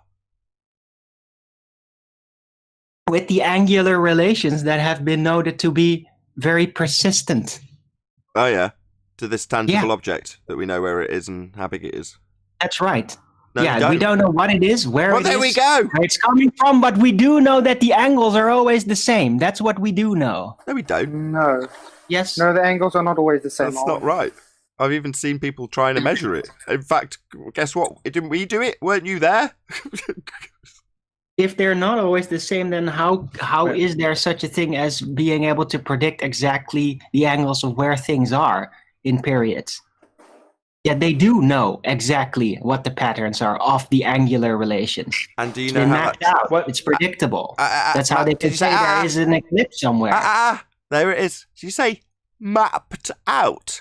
Is that how you phrase that? Yeah, mapped out in the celestial map. The celestial map, the non-physical, angular only based map. Don't lose your shit. God, why are you rumpusing? Okay, let's see it. Let's see this accurate map. Accurate map? Yeah, it's mapped out, right? Yeah. Well, there is what is it? The celestial sphere map. These things are ancient. So we're going to need can I ask you another question then? Hold on, I've got him to the conclusion now. So mapped out. So let's see this accurate map. The celestial sphere? The map of the stars? It started with your assumption of an equator.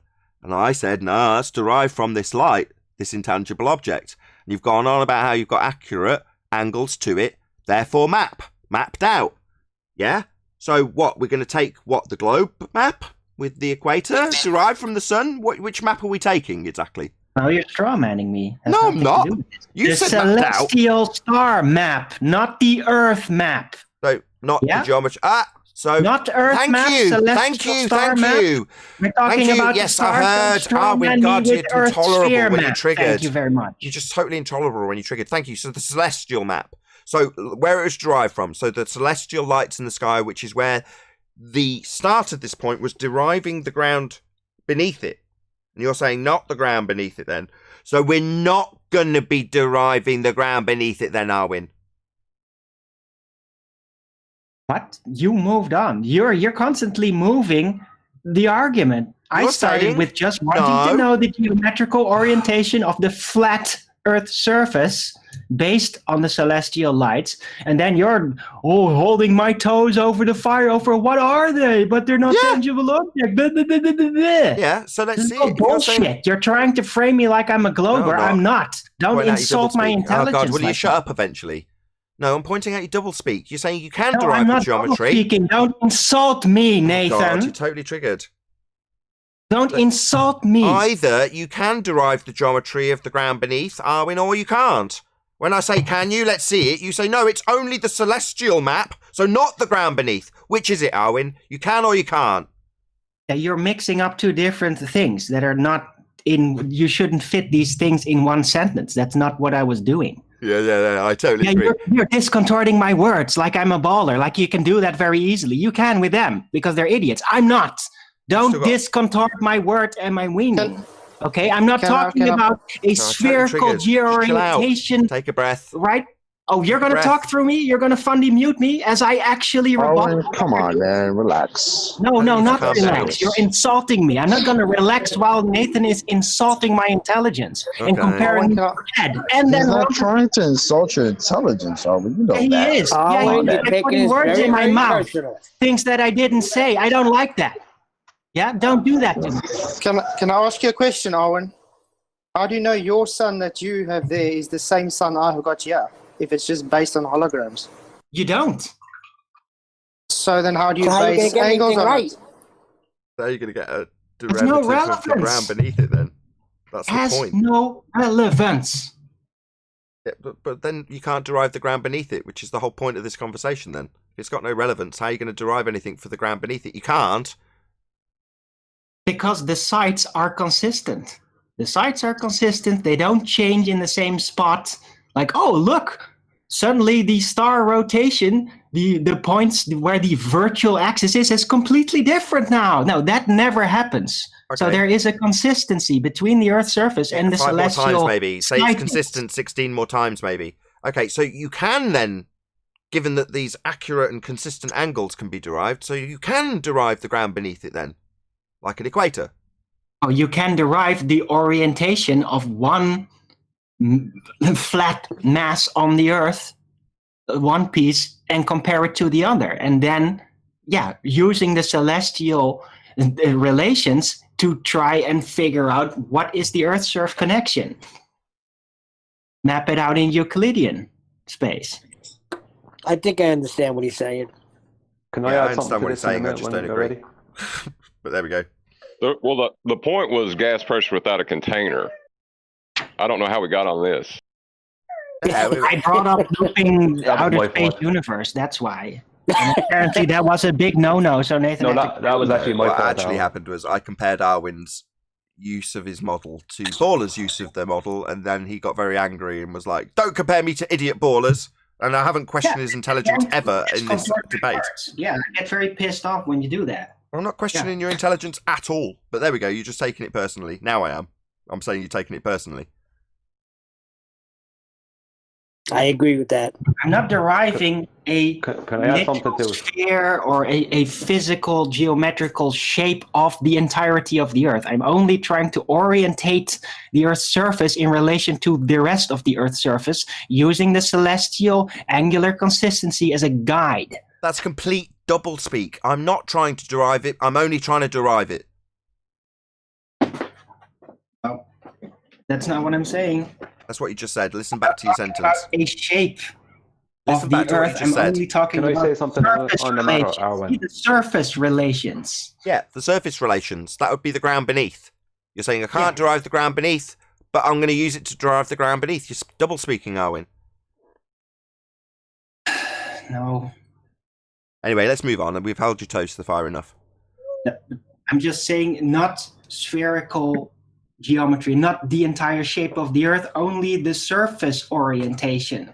So maybe it isn't geometry. Maybe geometry is the wrong word for it. Surface I don't know orientation. what to call it anymore. Yeah.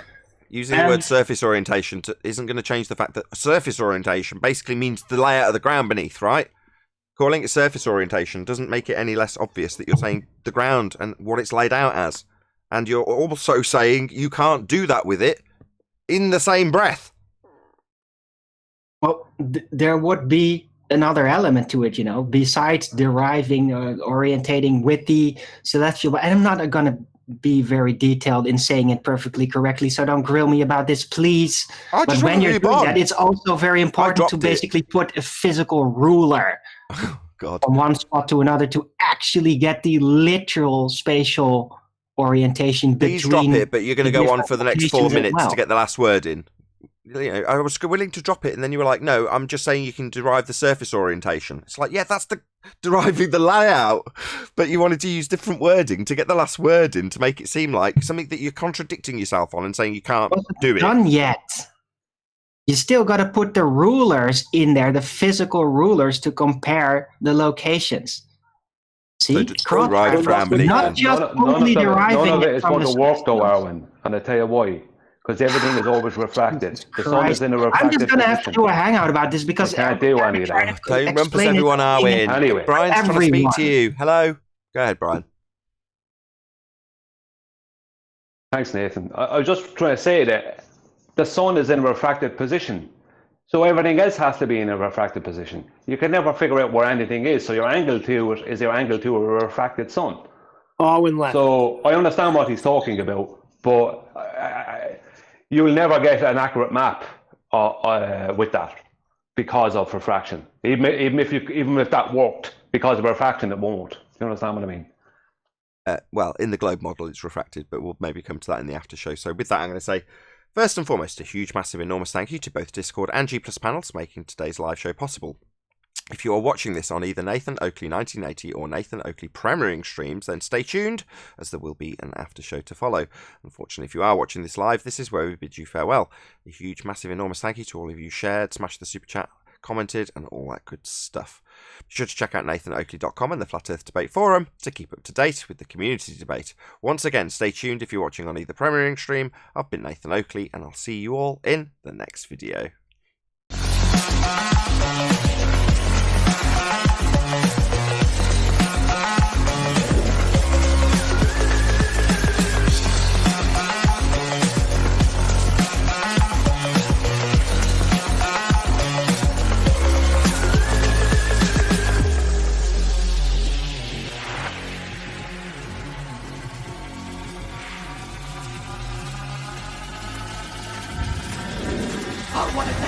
What a lovely day!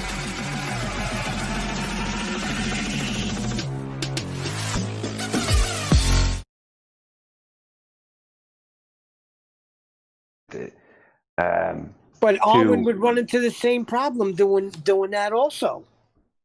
Yeah, well, refraction is always going to be there because the ballers claim that everything is always refracted. But yet, Alberoni supposedly, that's why they don't talk about Alberoni anymore, because they can't win that one. They try to say, well, there's no refraction when you're up high. Really? You know what I mean? There's loads of refraction. You're looking down through all these different layers. How could there not be refraction? Yeah, as I said just before the end of the live show, in the globe model, there's always refraction. Everything's refracted. Nothing's where it's supposed to be. Yeah, no, I don't see how Arwen can get that measurement. Yeah, but Arwen is talking about the sun and the stars. I was saying that from our position, they are refracted because we're looking at them through atmosphere. Yeah, so they are refracted. Yeah, okay, so fine. Yeah, okay, fine. If you want to look at it in that way, there's going to be a degree of deviation to whatever that physical object is. I don't know if that's the case. For all I know, it's a hologram, as Arwen would describe it. So I don't know what it is. So to describe the trajectory of the light between me and it, to me, is absurd. Yeah, because you have to know what it is. Right. How do I know that I'm not seeing the light from a torch shining on something else? So if it was a giant spotlight at the North Pole rotating around, just for the sake of example, right? Now the source of that light's on the ground, but I don't know that. But yeah, I'm describing a refracted trajectory of the... It's like, what? You don't know what it is. Yeah, but this is my whole point where I'm asking him, how do you know he's looking at the same hologram as what I'm looking at? I mean, if you've seen a hologram before, you'll know the light from different angles is actually different holograms put together. Maybe. It's not the same image. Yeah, it's kind of argument from ignorance fallacy. You can't disprove what you're saying, but by the same token, it appears to be the same thing. When we did tracking the sun, it looked like we were all looking at the same thing. In other words, we didn't get two of them. Everyone was always seeming to match up, at least with the azimuthal equidistant projection, in terms of what their angle was estimated to be to it at a given time. That's pretty much what that map's for. But there we go. It seemed useful and it seemed to match, and it didn't seem like there was two of them. But could it be that everyone's seeing a hologram at a different time? Well, maybe. I don't know. Anything's possible. But, how are you going to prove that? We don't know is the bottom line. We just don't know. Yeah, and the bottom line is you still have to know what the sun is. Yeah. You need to make assertions. Correct, Neil. The reason I mentioned to Arwen about refraction, the reason I've been bringing up refraction is that what he was talking about, even if we did know what it was, when we're looking at it, it's not in the position it's really in because of refraction. It's going to be refracted because we're looking at it through atmosphere. So it doesn't matter even if we knew what it was, not just the sun, but all the stars. They're all going to be refracted. All the lights in the sky will be refracted up to a certain point. I can take it one step further because you have. But if you don't know where it's supposed to be, how do you know it's not there? Yeah, well, there's the other side of it. Yeah, that's true. Right, so you don't know what you don't know. Yeah. But the positive assertion on the table was atmospheric law, and the R within that law is based on a false premise of a downward vector to gas. That's all I wanted to say. Yeah, you can't have 7/6R in their rhetoric, which is terrestrial refraction, if we're talking about that, without R. Yeah, you're correct. No, I'm talking about PV-NRT, atmospheric law.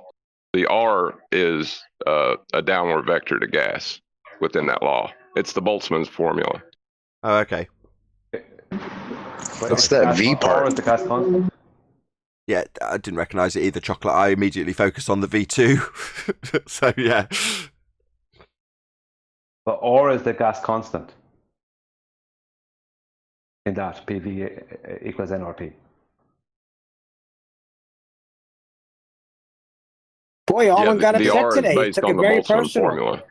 Hold on, we're talking about gas law. Let's not mouth our wind to change the subject.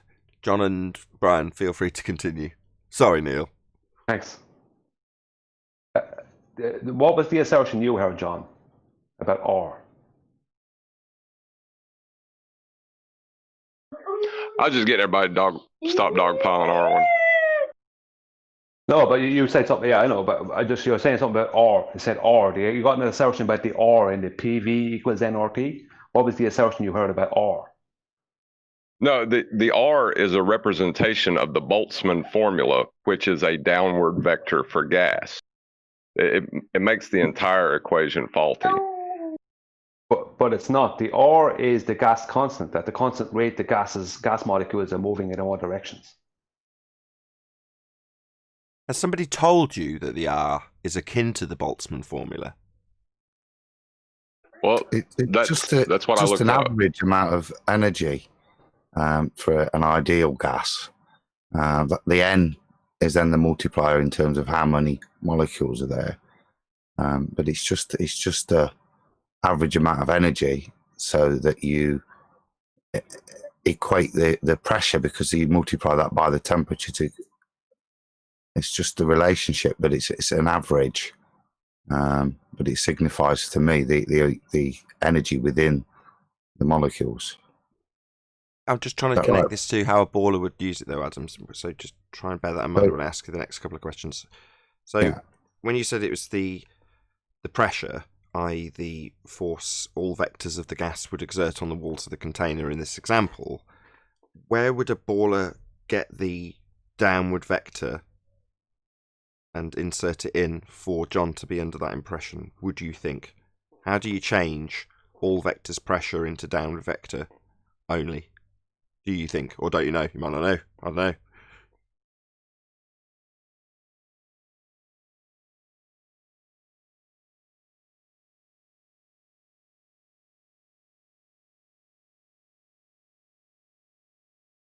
Clearly you don't know. Unless your mic's just stopped working.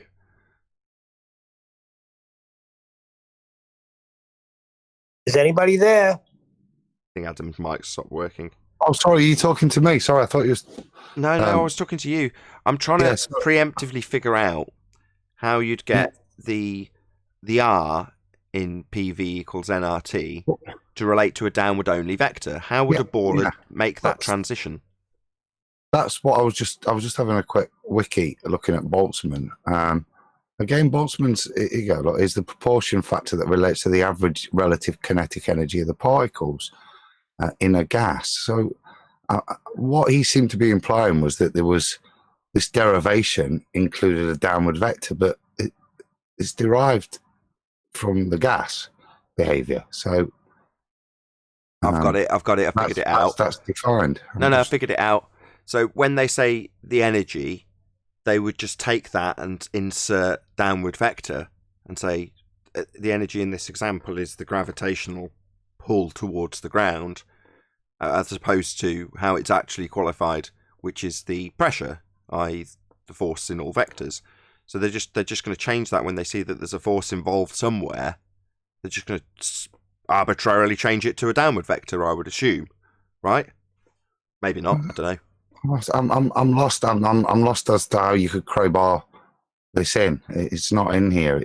Gases move freely in all directions. So how you would, because it would imply an entropy effect of gas behavior, gas energy, and we know that that's false. That denies gas behavior and law. So I don't know. I'm lost as to what his point was, unless you can clarify a bit. But it sounds like a globe. It sounds like a globe was shoehorned in a downward vector when they've seen the word force. That's what it sounds like to me. That's the only way I could envisage. Envisage, is that a word?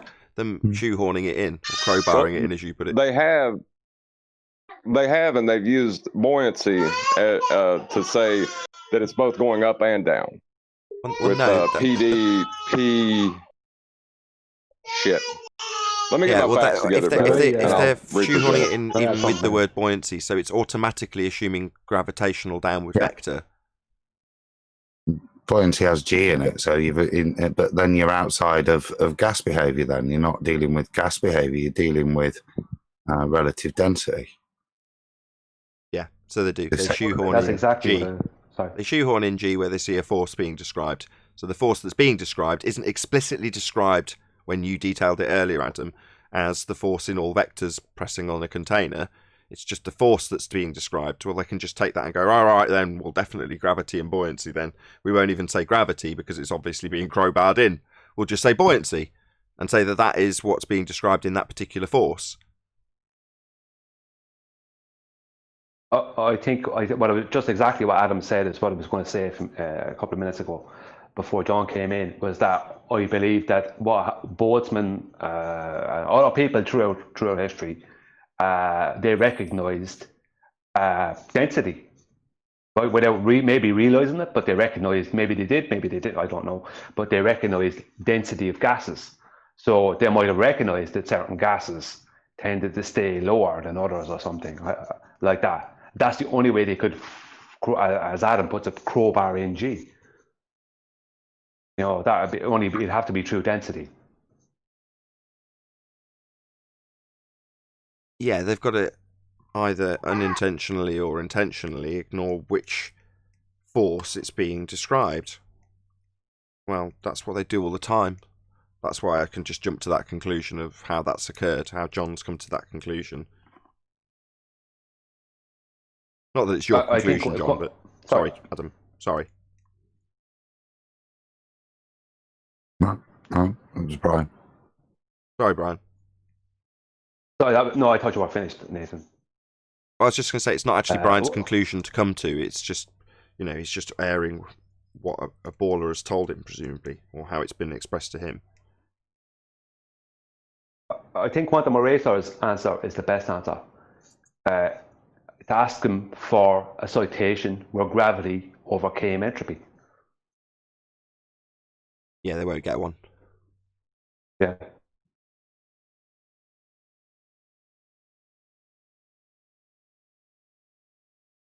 Right, Adam, are you there?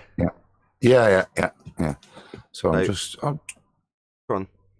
I'm just kind of hunting just to see if there's anything in there that you could link it to, but I can't see anything. It's all gaspy. The only thing I can see is the constant is often referred to as Boltzmann's constant, although to my knowledge, Boltzmann himself never introduced it.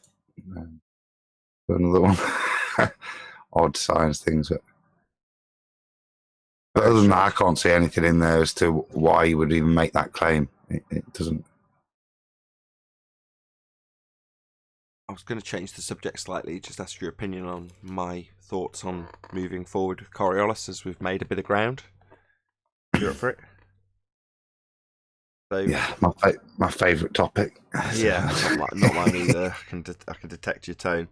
Only because it's frustrating, because it instantly goes to, as you highlighted at the beginning, instant into just having to spot them lie and try and move the goalposts. It's easy to do now, but it was one that was frustrating to me because you. But yeah, go on. Sorry. No, it is frustrating. I totally agree with you. And over the years, we've had QE establishing with us what is actually the effect and how to get them to tie themselves down to their own claim of what's happening. But now we're at the point where I think more and more people are recognising what's happening when they do this double-speak obfuscation that denies their own claim. You know, it wasn't overtly obvious before, whereas it's definitely getting there. But in debate, just to get to the point I wanted to discuss with you, if I'm to suggest to my opponent that they qualify whether or not we are talking about Coriolis effect or an actual trajectory right at the beginning of the discussion. So if we're going to be talking about, for the sake of argument, a helicopter, as that's been the most recent one, it would be the case that I would establish with the person I'm debating with, are we going to be discussing Coriolis effect, or are we going to be discussing the actual path of the item we're observing? In other words, distinguish actual path and Coriolis effect as two very different things. Because that's what I've now come to the conclusion, that's where the bait and switch happens. Yeah. That's what I'm saying. I think Brian started off, didn't he? With what he spotted last night. That's exactly. They're happy now. You guys spent quite a while making it quite clear what Coriolis effect is. So they now appear to be happy to admit that. We don't have hours of conjecture on that. But then, like you say, comes the bait and switch where we've acknowledged it, but now we want to talk about something else again with regards to pretending that the path is changing. And that's where I think Brian highlighted they're still going, even though they're happy to now give a correct definition of Coriolis, they'll still move that point. So you're probably right, getting those two things defined at the beginning now is probably more important when you're debating a bowler than just pulling out the actual definition. Actually define it first and then define what the path of the object is. Well, there we go, straight away. So path of the object, just be the baller for a minute. So when you say path of the object, do you mean its actual path, or are we talking about Earth-based Coriolis? Trying to be a baller. I've made my point. You don't need to reply.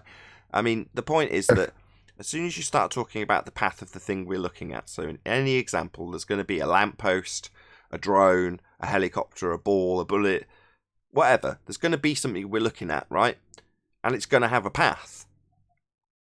But that's where there's a fork in the road and the bait and switch is possible. Path, right? So what do we mean? Well, there's two different paths. There's a path that it takes in the inertial reference frame. That's its actual path. I.e., the plane's going, I want to move in that direction, and then it moves in it.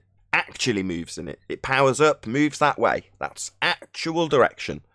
Very different to Coriolis direction.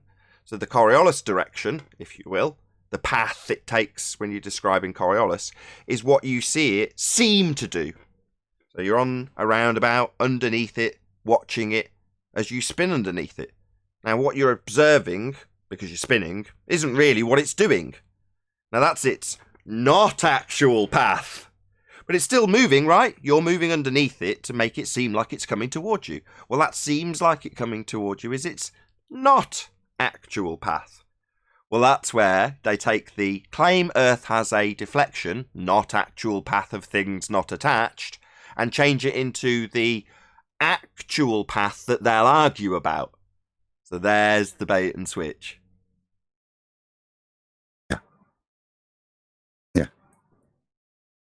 I love these moments. I was in the shower this morning when it dawned on me. Ah, that's where they do it. Can I throw something in there or something I use? These days I don't do much one-on-one debating, but I do it on comment sections on YouTube, which is where I started doing any flat earth debating.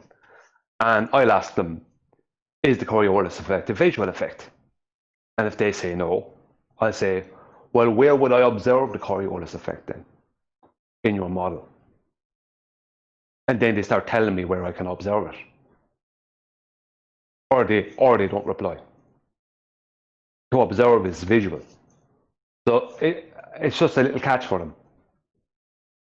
So if it's not a visual effect, how come I can observe it? You know, because they basically I'm asking them, where on your model, in your belief, will I be able to observe this effect? And they have to either give you somewhere to observe it, or just not reply. So that's true comments, so it's not the same as people speaking with you, but... The carte blanche thing, though, if Earth is spinning, then it's going to have Coriolis deflection. That's the bottom line. They assert they've got Coriolis deflection. In other words, it's supposed to have it, and they claim they've got it. And then you've got to know what Coriolis deflection is. You turning underneath stuff. So we turn underneath stuff, do we? That would shorten flight times. It's a really simple argument once you understand it, but because it's so convoluted. Hey, QE. Good to have you back.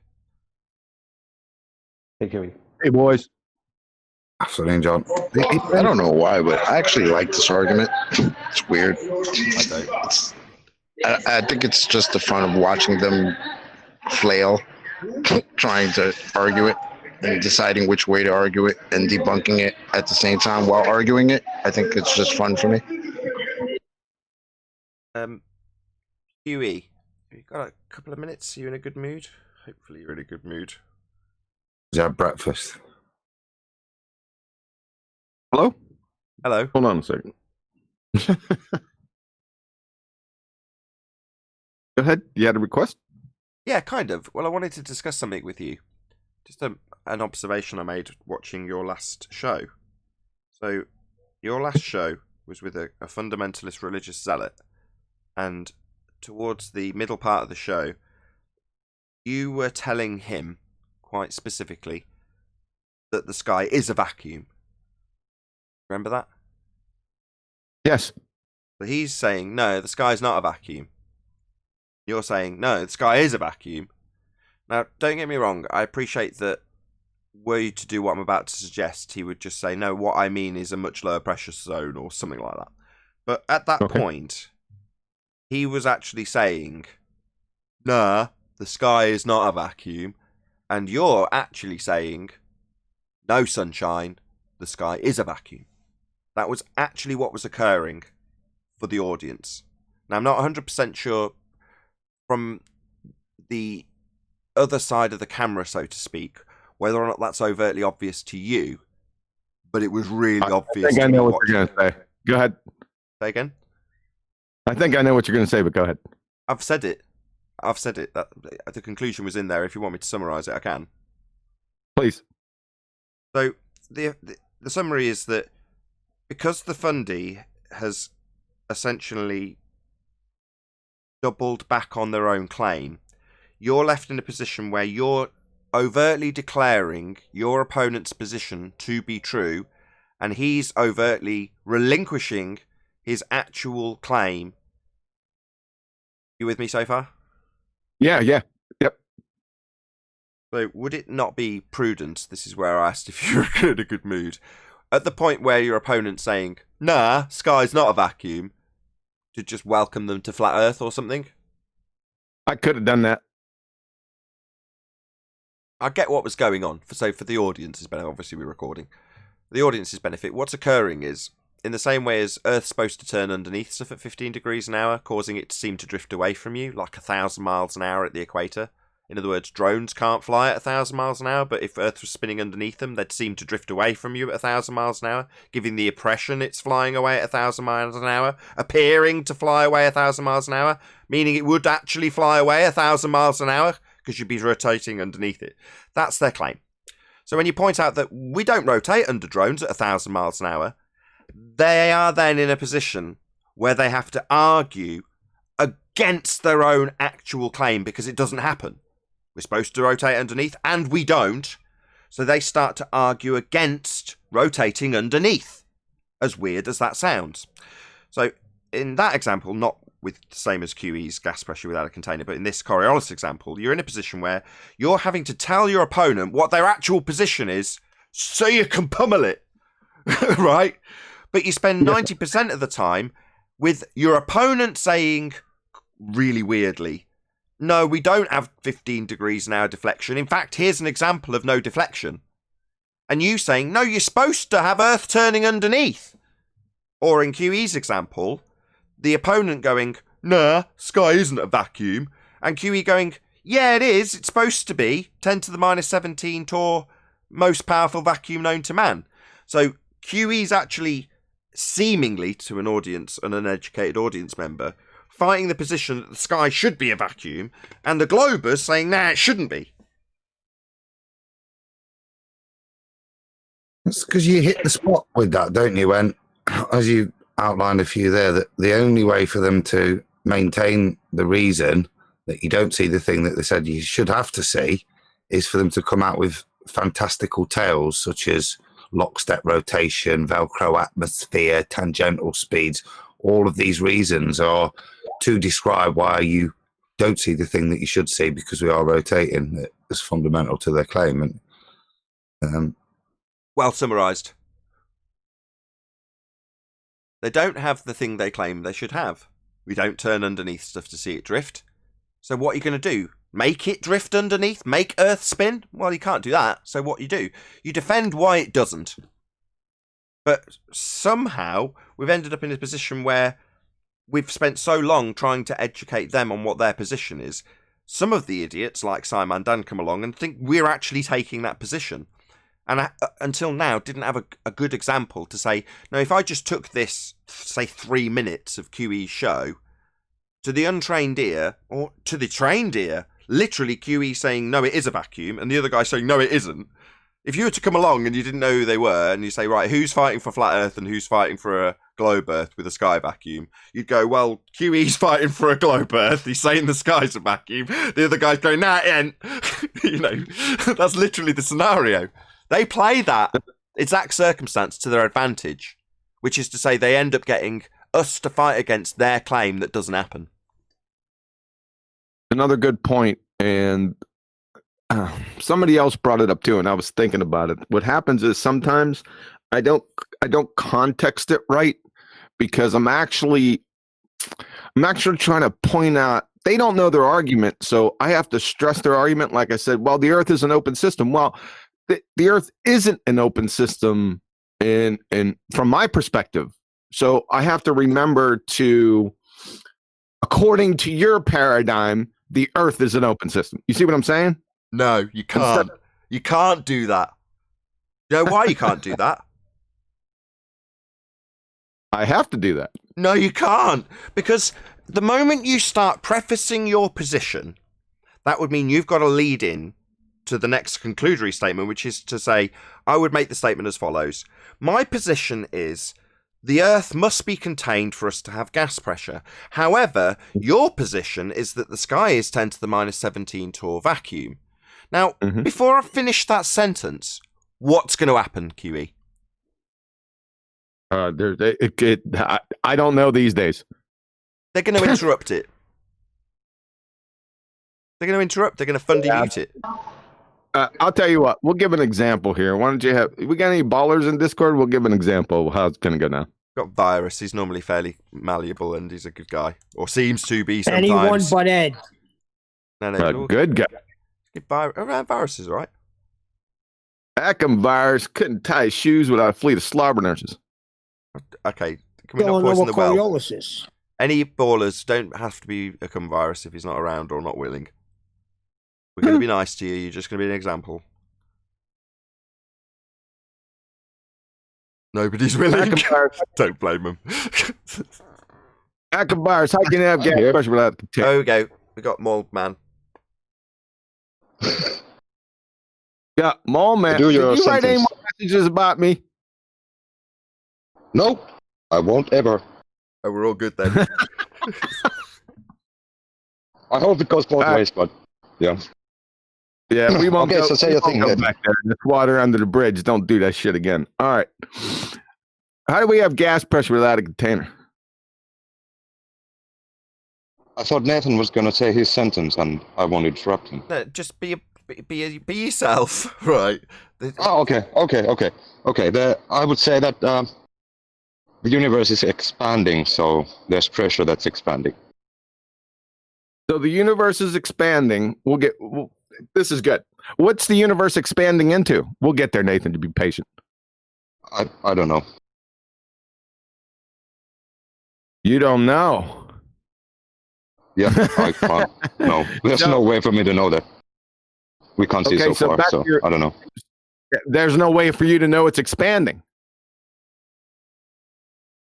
But that's all right. Well, it seems to expand. It seems to expand, but we'll get back to that. How does that answer my question on how you can have gas pressure without a container? Well, you don't have the container, so it's expanding like gas does, right? You don't have a container, so the gas is expanding. Yeah, but how are you still breathing?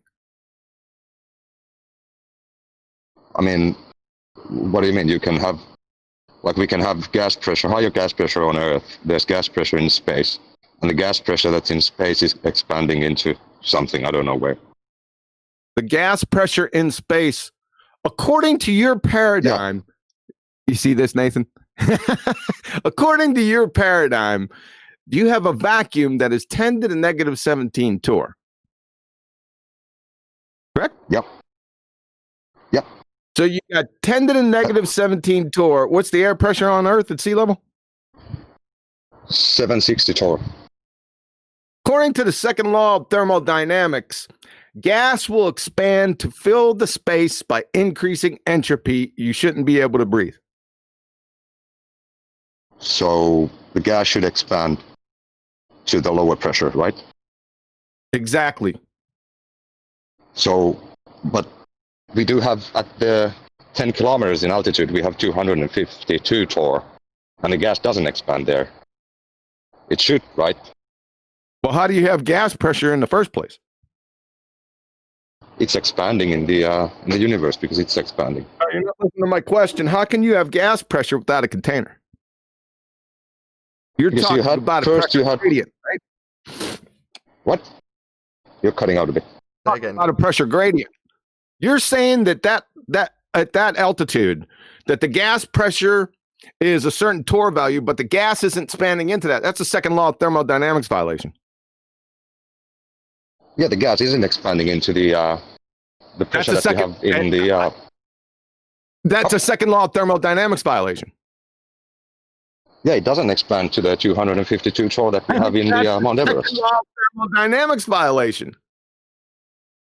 Yeah, I'll I don't say know it again. why that happens, but I'm going to say the same thing again. So you're cutting out a bit. You're talking about decreasing entropy. You can't have that in nature. And we're not talking about living systems here. So go ahead. Yeah, I mean, we see the gas is like, it doesn't expand to the lower pressure that we have at higher altitudes. Well, then that's should law of thermodynamics violation. Yeah, I'm going to keep doing it. Just so don't go around in circles, small man, at this point. Yeah, Your statement we have a pressure gradient, and we shouldn't have. No, no. You still need a container for. Let me just summarize your statement, though. You said the high pressure isn't going to the low pressure. Yeah. That's in complete violation of natural law. Yeah, but we observe it. There's low pressure at 10 kilometers and high here. Right, back to you, QE. Number one, you observe gas? Gas pressure. Which gas? You can measure it. Which gas pressure are you observing? I mean, observing, measuring. We can measure it with a barometer. Okay. Maybe observing is the wrong word. Yeah. I got you. That's a gas pressure gradient. That my first question was, see, you're on delta X, right? I'm concerned with X. Which comes first, delta X or X? X. So back to my question. How do you have gas pressure without a container? Well, in the globe model, the universe is expanding. And pressure, if it's not contained, will expand into available space. So the gas pressure is expanding because it's not contained. Well, then you shouldn't be breathing. Why not? Because it would expand into the available volume. Yeah, and the universe is expanding, and there's pressure in the universe, 10 to the negative 17 torr. That's not an answer. That is clubbing to death your own argument. Why? Because the more volume, the more entropy will increase and take more away. Do you know the volume of do you know the volume of your fairy tale universe? What they say your volume is? No, I don't know. 3.58 times 10 to the 80th cubic meters. That number is so huge, it's unfathomable. Well, the gas would have to fill or attempt to fill that volume to follow the second law of thermodynamics. Yeah, and the issue is where? That we wouldn't be able to breathe. That if the gas we have here that we're currently breathing had that volume to fill, it would fill it, right? You understand that it would fill the volume. That's what gas does. Yeah, but in your view, there's a physical containment of the Earth, and the gas should fill the space, and it doesn't fill the space because there's lower pressure the higher you go. This so straw it doesn't man, fill hold the on, space. hold on. We're going to go around in circles. You've already offered up this gradient straw man, and the question is, how have you, with the sky vacuum belief, got pressure in the first place? That was QE's question that's still yet to be answered. So how do you achieve it? You're going to start asking us how our system works, and it's just not reasonable given that you've got a sky vacuum belief, which is absurd. You've explained that the volume would be the volume the gas would fill. Well, you're also saying, no, it would decrease in entropy. No, definitely not. Violation of natural law. So we're at the point where we still have got one unanswered question between the two of you, which is, how do you have the gas in the first place without a container? Huey, you feel free after. No, I think we could stop now because this was just a general example. I wasn't doing it to punk them out. I just wanted to do it just to show you. Sometimes I say, according to your paradigm, and sometimes I don't. If it's real fast, I won't do it like open closed system, right? Mm-hmm. According to his paradigm, he lives in an open system, right? Correct, Moleman? This was a perfect debate. The conclusion's been reached. Hopefully Moleman won't fundy mute it. But yeah, so as Moleman detailed, if the sky was a vacuum, a space for the gas to fill, then it would fill it. And that would be a massive volume. So we've got very small amount of gas here, very big amount of volume, huge entropy increase. We haven't got any gas anymore in that circumstance. So we wouldn't have any. The question was phrased, how would you be breathing then? But to make that a conclusory statement, the gas would fill the space. We wouldn't have any to breathe if the sky was a vacuum. Not how do we have gas pressure gradients in our containment, which we could detail, but it's a straw man because the sky isn't a vacuum. For my audience, not for you, my bad, old man. We've got a black area claimed to be 10 to the minus 17 torr and high pressure gas right next to it. Well, that's a violation of natural law, making any image of the space vacuum pictures of Earth completely bogus. And this picture on screen for my audience is exactly that. 10 to the minus 17 torr, high pressure gas, not filling it. Well, gas fills the availability of volume, right, Moldman? Yeah, I mean, it's baffling to me that if you have 764 in here and 252 at 10 kilometers in altitude, does that violate the second law of thermodynamics if there's no equalization? No. Why not? No, but let me just answer him quickly. No, it doesn't. If you boil a kettle, yeah, high pressure gas comes out the top, and then as you go higher, it's less and less and less of it. Would you agree? Yeah, but is it stable? It's not equal. It's less as you go up because there's less being produced of it. So it gets more and more spread out. That would be an entropy increase. Yeah. So there's an entropy increase, and it's more spread out higher. That would be less of it. And you're saying, well, there's less of it higher. Doesn't that violate natural law? No. Surprisingly, the amount of pressure that comes out the funnel of a kettle can burn you. But if you put your finger about a meter above it, there's less of it. There's been an entropy increase. It's spreading out to fill the space. So there's less higher where it's not being produced. So it's absolutely in line with entropy, the fact that there's less higher up. It's not being produced there. But it is up there because it's spread out to fill the space. What space? Well, is that space a sky vacuum? Definitely not. Because we wouldn't have any gas. Because there'd be a vast, shocker, the name of it, space for gas to fill. So we wouldn't have gas pressure here because it would have all dissipated. I mean, in the kettle analogy, the hole of the kettle is small and you have a lot of space in your room for the gas to fill. So are gases produced like locally? Yeah, so now translate that example to your sky vacuum belief. Is that a bigger or smaller space than my room and a kettle example? Oh, it's much bigger. So we're going to have a vastly bigger entropy increase. So rapid expansion into a vast vacuum, the most powerful imaginable. So if we were capable of achieving gas pressure in the first place, if the sky was a vacuum, it would explode off in mad fashion. That's what would happen. It would be a really vast increase in entropy if the sky was a vacuum. And that ain't happening. But your question to me as well, how is there a little bit less higher up? Well, that's easy to explain in line with entropy. It's not produced in the sky, it's produced on the ground. Yeah, but there's bigger difference in that 10 kilometers than there is from that 10 kilometers altitude to space. That's really interesting. And how do we have that difference at all if the sky's a bloody vacuum? It would all piss off into the sky vacuum, wouldn't it? It would dissipate indefinitely into a vast space. So we're still, are you asking us to justify how we have pressure gradients when you can't achieve them? It's a delta, QE went over this, of gas pressure gradient. It's a delta of gas pressure, which requires containment. So we're back to sky vacuum. No, wouldn't have any gas to breathe. So I'm just still baffled how the gas doesn't go to the 10 kilometers altitude, but it would fuck off to space. It does. It does. It does. Didn't you hear me? Sorry, you appreciate that people can breathe at the top of Everest. People have gone up there without oxygen tanks, and they breathe there. How do you think the gas got up there? Is it because of all of the rainforests on top of Everest producing lots of gas? Or did the gas make its way up there? So it is up there then.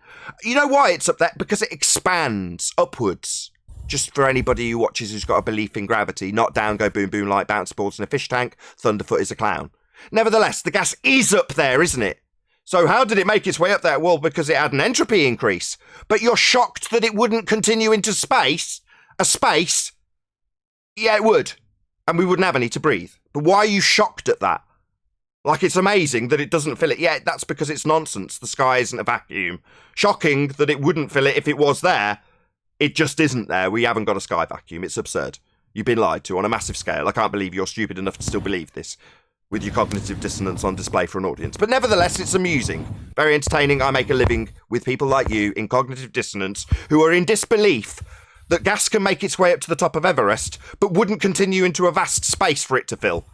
Called space! Irony of irony. For you idiots that believe in it. Not me. I think it's ludicrous. But you think it's shocking, right? Mauled man?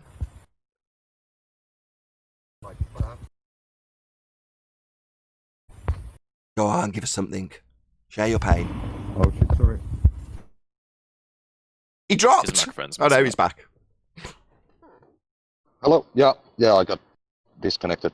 So yeah, like if I have 10 kilometers left to me, third of the pressure, the air would rush there, but vertically it doesn't do that. That's something that I'm wondering why. Yeah, it does. So you does? can breathe at the top of At the Everest. same speed. 5 more times, maybe. So you Speed appreciate. doesn't have. Hold on. Speed doesn't have. This is not a quantitative argument. It's a qualitative argument. Don't go to speed. What does speed have to do with my argument? No, it's just that like we have third of the pressure at 10 kilometers that we have over here. If that was So what? left to me, the speed. So okay. Oh, hold on a second. Let's just stop. This little example, you're gonna you already lost this argument, by the way. That's not the point. The Sure. point was for me to establish my position by saying, do you understand where I'm going with this, Nathan? According to his paradigm, it's 10 to the negative 17 torr, right? I don't think that. I'm holding his feet to the fire. I'm putting him on the stand. Sure, your example was flawless. You are entirely redeemed, and your justification was already understood by me before you gave it. Mm-hmm. It's just an interesting I knew you talking point. understood it. I just wanted the audience to catch that because during that debate, somebody else told me, hey, QE, you kind of didn't, you kind of said the Earth was an open system without contexting it, correct? And I said, yeah, you're right. I do that often. And I usually catch myself. But you brought up, it's ironic that you brought up that point because I need to do that. I'd have to slow down and remember. No. You've missed. Oh, well, now right? I know you've missed my point. My point wasn't that you were doing something wrong. My point was that when that happens, they utilize the fact that we're essentially putting their position to them. They use that so that they can attack us using their argument. For example, we say, no, you say Earth turns underneath. To the untrained ear, I'm saying Earth should turn underneath. Now, they've used that. That would be us correcting them on their relinquishment of their actual claim, and decided to turn that to their advantage by attacking us, clarifying their position. That was my point. Not that you've done anything wrong. I see what you're saying here. Yeah. I just used you because it's not me. Because I couldn't find a specific example. And I'm like, then one fell in my lap. It's just, that's why I was like, are you in a good mood? Because I'm going to be utilizing your example to say, where we are in a position where someone like Simon Danners fell into a trap. Now, up until me identifying it, it wasn't a trap. He was actually doing very well. He's attacking me saying, you should have reference frames, 2 of them, one turning and the other. And he's saying, nah, look, I can show no drift. Well, up until me highlighting that he's relinquishing the claim of 15 degrees an hour, he's doing well, right? Well, no, what he's actually doing is attacking my clarity being given to their position. So they've turned it to their advantage until it was highlighted. Well, now we're at that point, and I want the audience to understand how monumental that is. We're identifying it. So we can say, well, if you understand that, we can get to an argument in Coriolis, for now it is me, with Coriolis, where you can say, okay, so they turn together, not drift then. Bye-bye Coriolis drift. Earth's claim to have Coriolis deflection. Just bang, end of the argument. And then get them saying, no, we do have drift. No, drones do drift away from you at 1,000 miles an hour on the equator. No, they don't. And you can just keep them in the corner, rather than having to spend half an hour going, no, you say that Earth turns underneath. No, we don't. Look, I can show you examples that don't have drift. That's what you get. Mm-hmm. Yeah, and you don't have to worry about me being in a good mood or not, because listen, I'm not emotionally attached to my ideas. If you have a correction, and everyone knows this, us old timers, our little group knows this. I don't have a problem with it. If you think I've made a mistake, I don't have an issue with it. I'm not emotionally tied to that shit. All right. Hey, Dave, Rakia, you doing good? Got any questions? Can I ask a question? I'm on the side of the road fixing a flat on my trailer. So, yeah, I'm doing good. No questions. Can you know how to get lug nuts off? No, you had a nice little opportunity to just jab the knife in then and you didn't take it. Entropy killed my tire. And the pressure, when the hole got in there, the pressure immediately filled the available volume in the atmosphere. I'm shocked. No, surely it slowed No, down really, and it did. the entropy decreased, right? I guess there's no gravity here. No, it didn't go down, go boom, boom. Never mind. Well, it went boom, all right. It went boom, and then all the air that had pressure to it went immediately into the space. All right, I'll catch y'all later. All right. Good luck. So was that clear now, QE, in terms of my utilization of your example? I not being a criticism of you. Yes. Yeah. Even if it was, I wouldn't mind if I was off kilter a little bit. But like I said, I'm not emotionally attached to the ideas. If something's wrong, I want somebody to correct me. If I'm wrong, I want it. That's why I put these arguments out there so I can be corrected. Because what I'll do, if it's a legitimate correction, then it forces me. I'm going to get on a straighter line to truth. You follow? I do, but it's almost unfair for me to claim it as a criticism because it isn't. When you're in a debate and the context of the debate is the person's relinquishing a sky vacuum because they just say it's a lower pressure, which would have been the direction that took.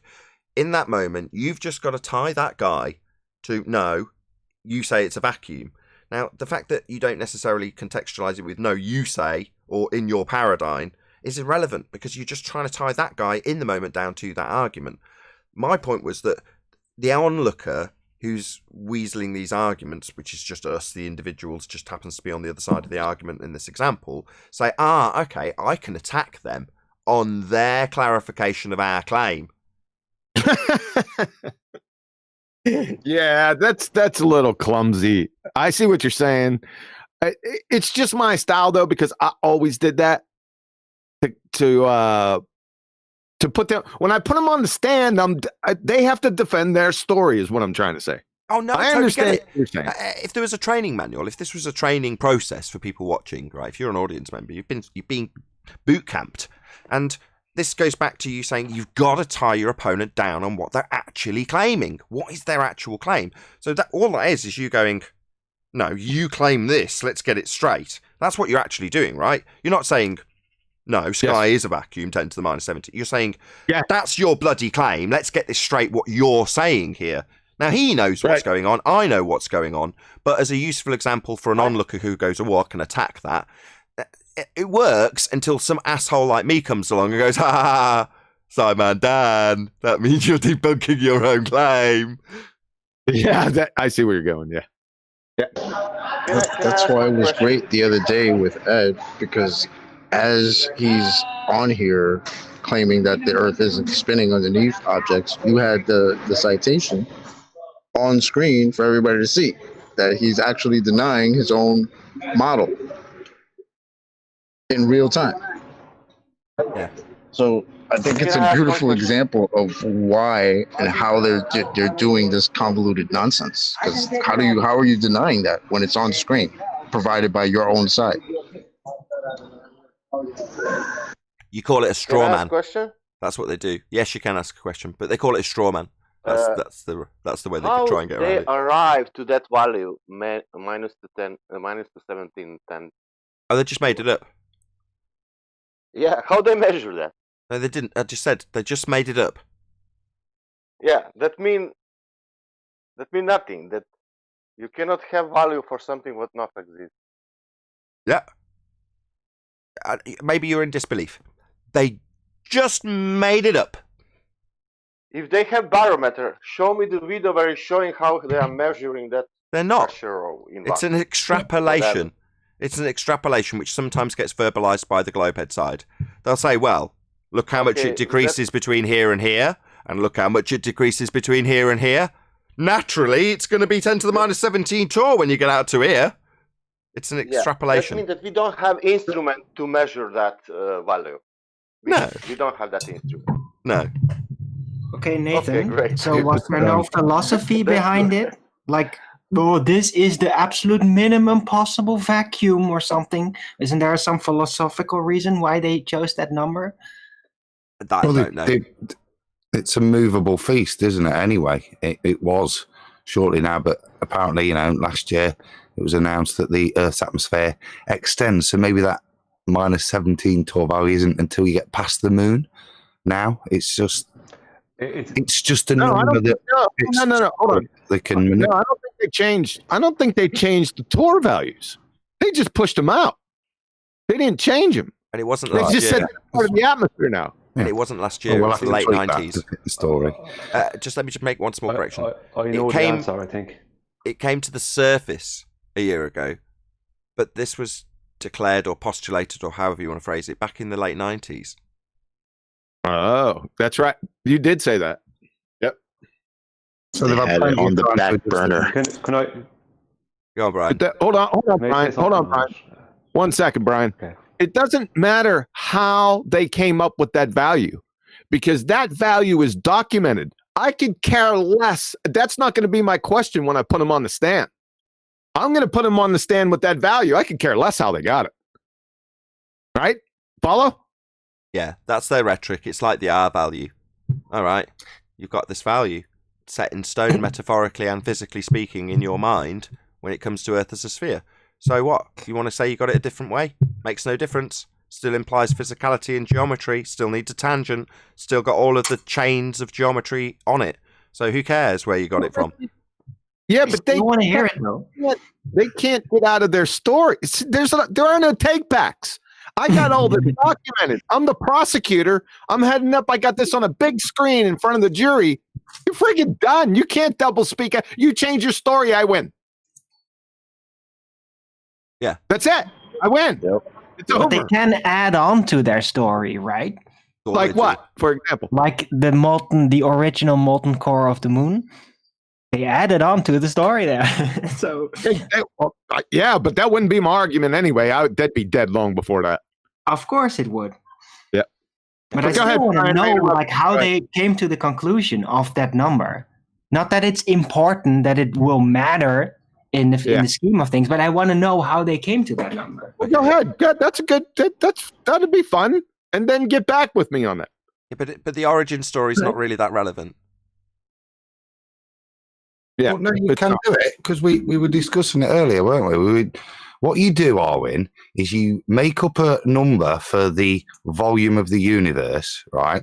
Then you think about all the solid matter and all that, and you ignore that, and then you make up a number for how much gas you think is floating around in this space. Yep. And then you divide the two, you see, and then you get your density and your subsequent Tor value. But you do just have to pull those numbers out your arse.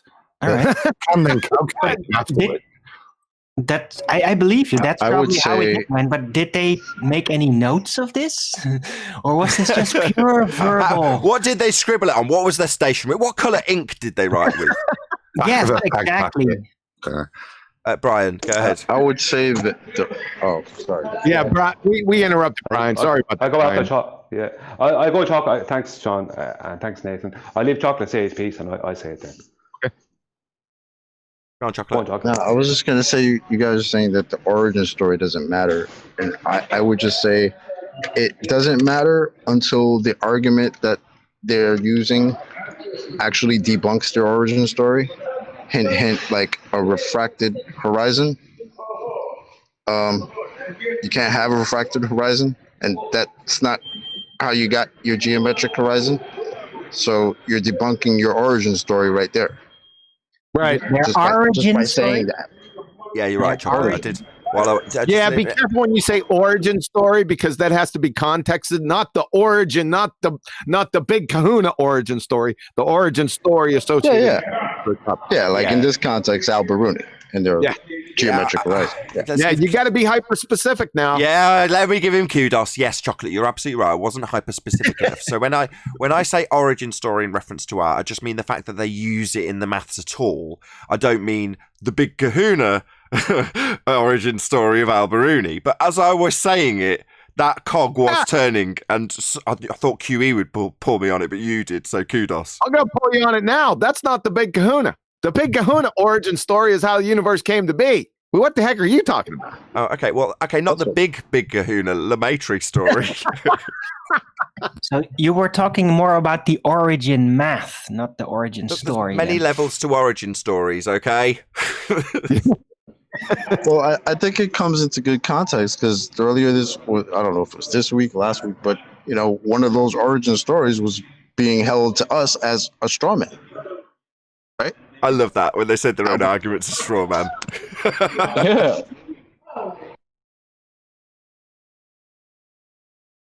Go ahead, Brian. Thanks, Sean. Thanks, Nathan. Well, I was rather than saying, I could say something about the origin of the 10 to the minus 17, but what I was going to do is actually say something to Mole Man. I know, like the reason I'm saying this is that I know Mole Man, and I'm not even attacking Mole Man here, but because it's not his fault directly, but he cannot give us an actual origin to gas pressure in his model. There's no way for it to be created. Now, he keeps on talking about this 10-kilometer thing, how there's less pressure up at 10 kilometers high. But this is down to, like, besides gas cycles, it's about density. The amount of lifting, what's known as lifting gases that are produced by our system is far less than the denser gases that we breathe, like oxygen, nitrogen, especially those two. Then you have argon, carbon dioxide, right, in lesser volumes. But lifting gases, there's less of them produced, but they do rise up because they are less dense. So you have less of the dense gases up high and more of the less dense gases, but there's a less volume of these less dense gases. So it doesn't mean that it's going off out into a bigger place. The area it's going into may not be any different than where we are here, but it's just there's less of the gases that are up there produced. So there is oxygen up there, but not the same amount of oxygen. Yeah, but the volume increases. Yeah, but you're missing the volume increases exponentially. What? Are you talking about their model, or are you talking about like? You've got to be hyper specific, yeah. John. Got to be hyper specific. I think Ryan was talking about the actual realm. I'm talking about. In reality, there's a less volume of the lifting gases produced, but the lifting gases do go up. But you have the oxygen nitrogen cycles, which also with their densities also keeps them closer to the ground. So, with the exception of hydrogen, the rest of the you better be careful with that. Can I insert something about that? You gotta be careful with that because gases. I don't care what it. Yeah, you can. Hold on a second. Gases move freely and randomly at high speed. Their kinetic energy is directly proportional to temperature. You got to be real careful because I hear a lot of flat earthers falling back into this column thing. The lifting gases. What the hell is that? No, I'm talking about relative density equilibrium. Like we know hydrogen, helium will go straight up. They won't just stay here. So that they all ain't going straight up. Yeah, but they all ain't going straight up either. That's not true. They don't go straight up. They behave like all other gases when they're free. They only go straight up when they're contained, and that generates a density disequilibrium within the air. But when they're acting as free particles, they don't go up. Just like you cannot weigh gas without a container, so will it go in all direction unless it is contained, and then the direction might be more specific. Always, all vectors, always, unbonded. Yeah, I'm not saying they don't. I didn't say they don't do that. The point I'm making is that up higher, you have more likely of less dense gases, because like either the relative density, density is a law, a natural law. You know, if you put these gases into a container, they will order themselves through density. But you have less dense gas. What does that mean? No, we don't. Less dense. Hold on. Just hydrogen and such. Hold on. Yeah. Brian, are you under the impression that there's different gases, specifically like layers of them at different altitudes? What I'm saying is that higher up, the ballers are saying, how come there's less pressure up high? The reason there's less pressure is because the gases that are mostly up there, there's a less volume of them created within our system. That's what I was saying. Gases. Yeah, but these are the lifting. That was also what I was. Hang on, Arwen, please. These are no, I'm just agreeing. Please, all right. These are the lifting gases that will rise up. We know hydrogen and helium will rise. Yeah, you're still on these lifting gases, dude. I would be careful with that. Let me try and give it happen. Then relative density equilibrium is not real. Let's just give it you in the contrast. No, it doesn't mean that at all. No. No. Let me just give it a contrast. Hello. Like either the rising gas. Hello, Brian. So by contrast, right, if you take one of the boiler examples with sulfur hexafluoride poured into a fish tank, right, the same principle applies. So you can contain it in your fish tank temporarily because you're saying it's a heavy gas in your vernacular, right? I'm sure you'd agree. I'm not going to get you too rhetorical. Anyway, it doesn't change the effect of that gas once they take the lid off it. Still just going to expand in all directions. Same exact principle. Yeah, I know. I don't disagree with that. That's true. I'm not saying they don't all go in all directions. The point I'm making is these different gases are produced by our system for different reasons. Some of the gases are more dense than others, so they are less likely to go high. As also the ones that are more dense tend to have cycles that are closer. I have a problem with some of these gases are more dense than the others. It depends on the volume. But well, that's what I'm saying. It's like this as well as that. But hydrogen is less dense than helium. Yeah, but it affects volume, right? Volume is important too, but the density No. Volume. It has less pushing power over the my God! Hey, Adam, can you explain this to him? Adam, are you still here? I got breakfast coming. I think there's a disconnect. What John, in terms of relative density, what I think we're talking about on the atomic level, and a kind of analogy to like Riley's density column. Now, I suppose in a non-dynamic system, you could postulate that you would, with a mixture of gases, get some density. I don't think you would really, but you can kind of postulate that, and it is supposed that as you go up higher, you've got just individual hydrogen heliums. As far as I can see, you've just got less air going up. Those figures tend to be in stratospheres and the likes. But in terms of there's less pressure, which means there's less molecules of all the mixture, because the ratio of air at the top of Everest is the ratio of oxygen in air is the same at the top of Everest as it is at the bottom. There's just less pressure. There's less of those same mix of molecules. Right. It's less effective pressure. I agree with that. 1 second, Aaron. Sorry. I agree with that. I don't disagree with that at all. The point I'm making is the gases that are more likely to be higher up in the atmosphere are the lifting gases which are less dense, and there's less of them produced. So there's a much smaller amount of them produced by the system than there is of the denser gases, which are closer to the ground. So consequently, as well as the cycles of the denser gases involving the ground so much, you're going to have up high less of the denser gases. And whatever of these lifting gases are up there, there's only small amounts of them because there isn't big amounts of them in volumes being created by our system. I just got back. I keep on hearing lifting gases. Okay. Yeah. I think that's probably worth defining. But the term lifting gases are gases that if you fill a container like a balloon with them and pressurize them, they will go up in air because the molecules in there are in the containment where the relative density distribution is, there's a differential. Okay, so with those gases, but if you were to take the hexafluoride, then the differential's the other way.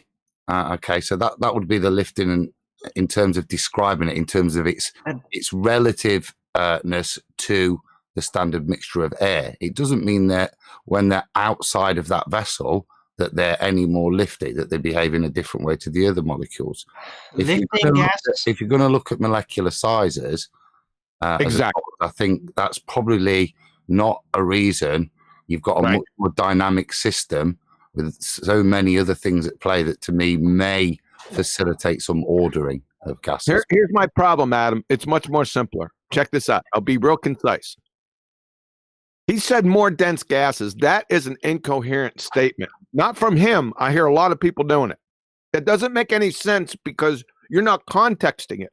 For example, you're saying that CO2 is more dense than hydrogen, correct?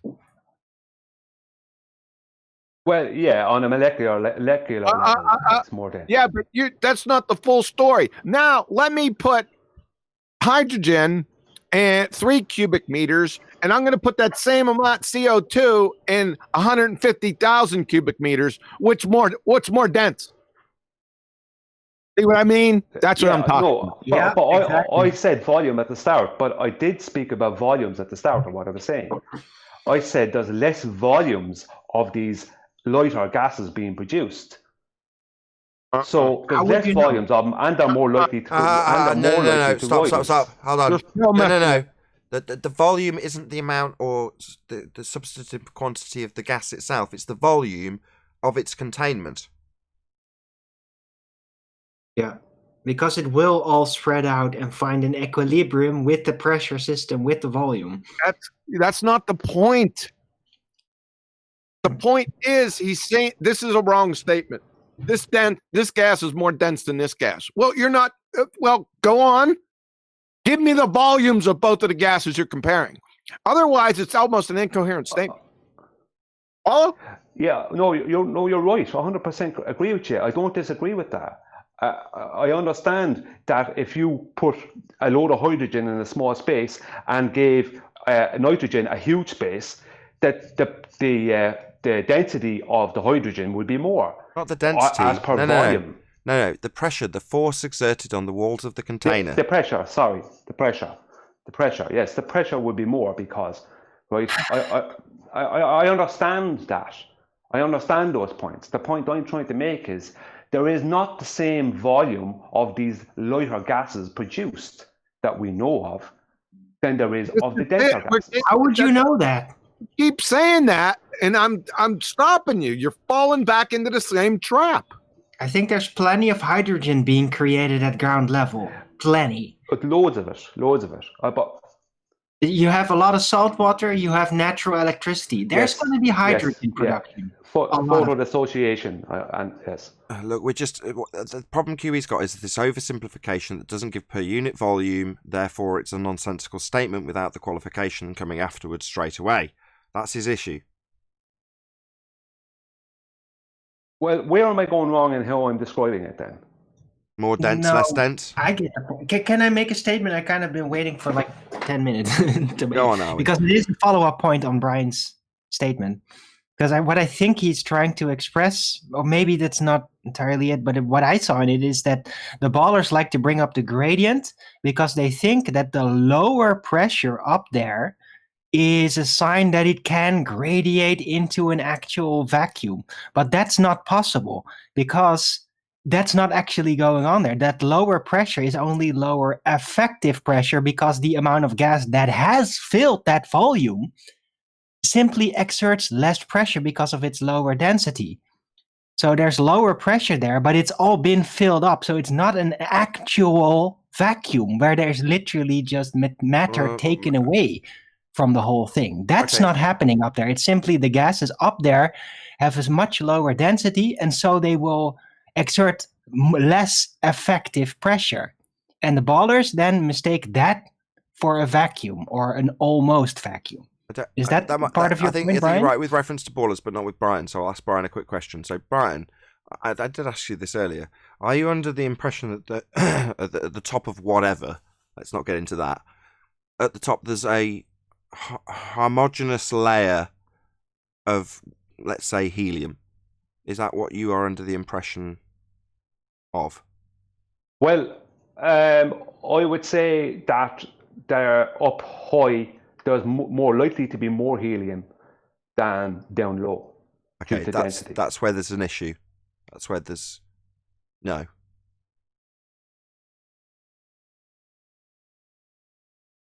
Because of density gradient. That's so. Earlier, Adam explained that you get to the top of Everest, and the concentrations of each different gas isn't any different. So but we're told the concentration of each different gas is no different at the top of Everest. Who tells Well, us? we're told it's, I think more pertinently, that is measurable, and you could certainly do stuff here and you'll get drops in pressure, but constituent-wise, I think that's demonstrable. What isn't is it just hydrogen and helium up there? Is it? You know? If it is, why at 100,000 feet are these balloons bursting?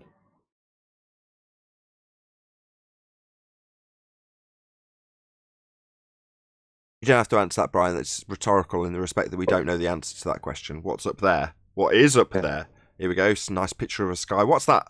Tell It's me a what bit that like, is, please. you know, confirming the Tor value up there, isn't it? It's one of those things that is stated, not demonstrated.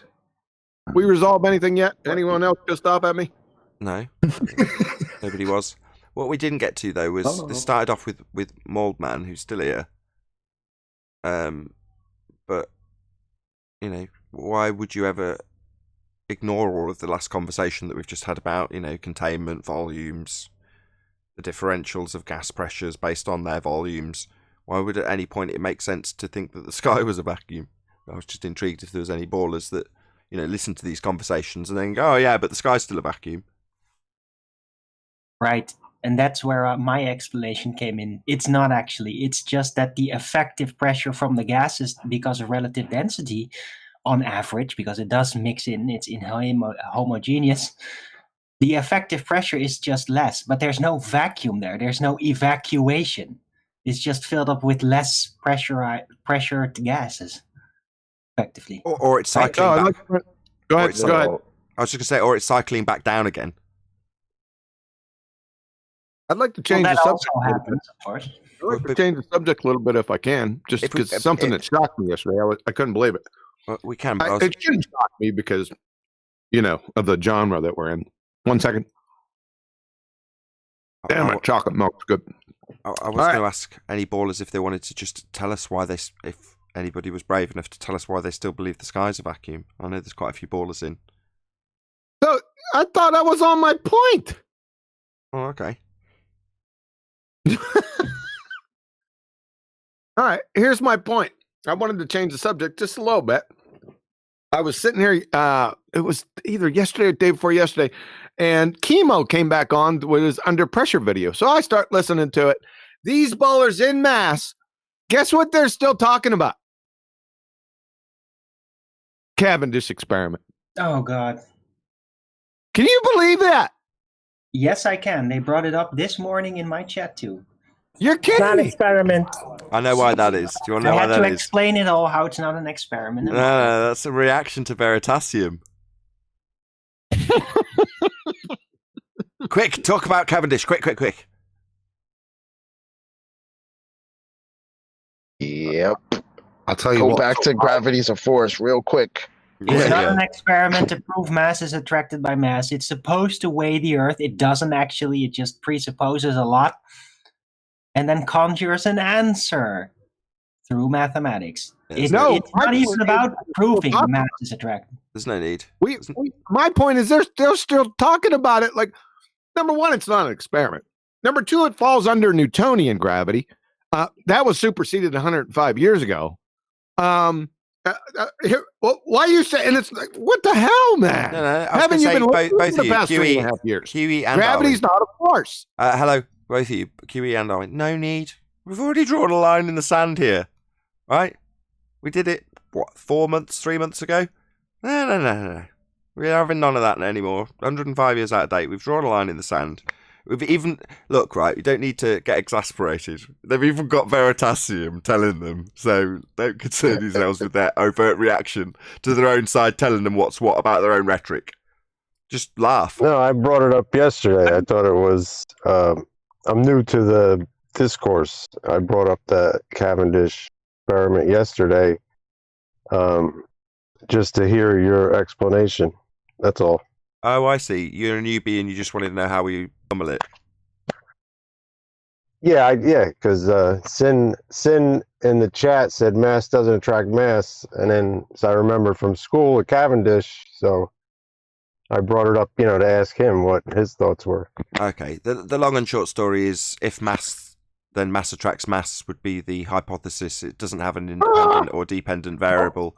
It's a laughable non-experiment pseudoscience. So not an experiment, no observed phenomena, no valid independent variable, and the hypothesis ends up being formulated: if mass, then mass attracts mass. It's absurd ludicrousness. So are you a baller? You believe the Earth's a sphere? Nathan? Yeah. Can I add something? Well, You can. Just let me ask this guy a quick question. I'm on the fence because when the NASA stuff I seen, like from NASA, Apollo and all that, it's pretty much insane. So, but as far as the nature, the shape of the Earth, I'm still up in the air. That's why I found you guys. Perfect segue. Up in the air, you say. So presumably you've just listened to the last half an hour or 3/4 of an hour of us talking to Brian and Arwin and talking about gas pressure without a container, volumes, etc. Did you listen to all that? Yeah, but you guys are real advanced, as far as my that's okay. level. So that's okay. That's why That's fine. That's fine. I'm not going to ask you some super complicated question. I just wanted to know, given that you're on the fence, do you believe the sky is a vacuum?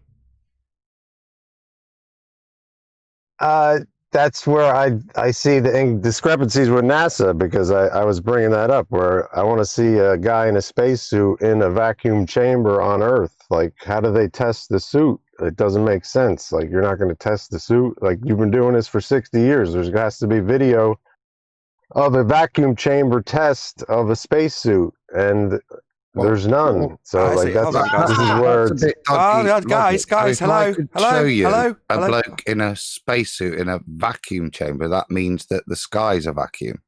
That the two proofs don't marry, do these?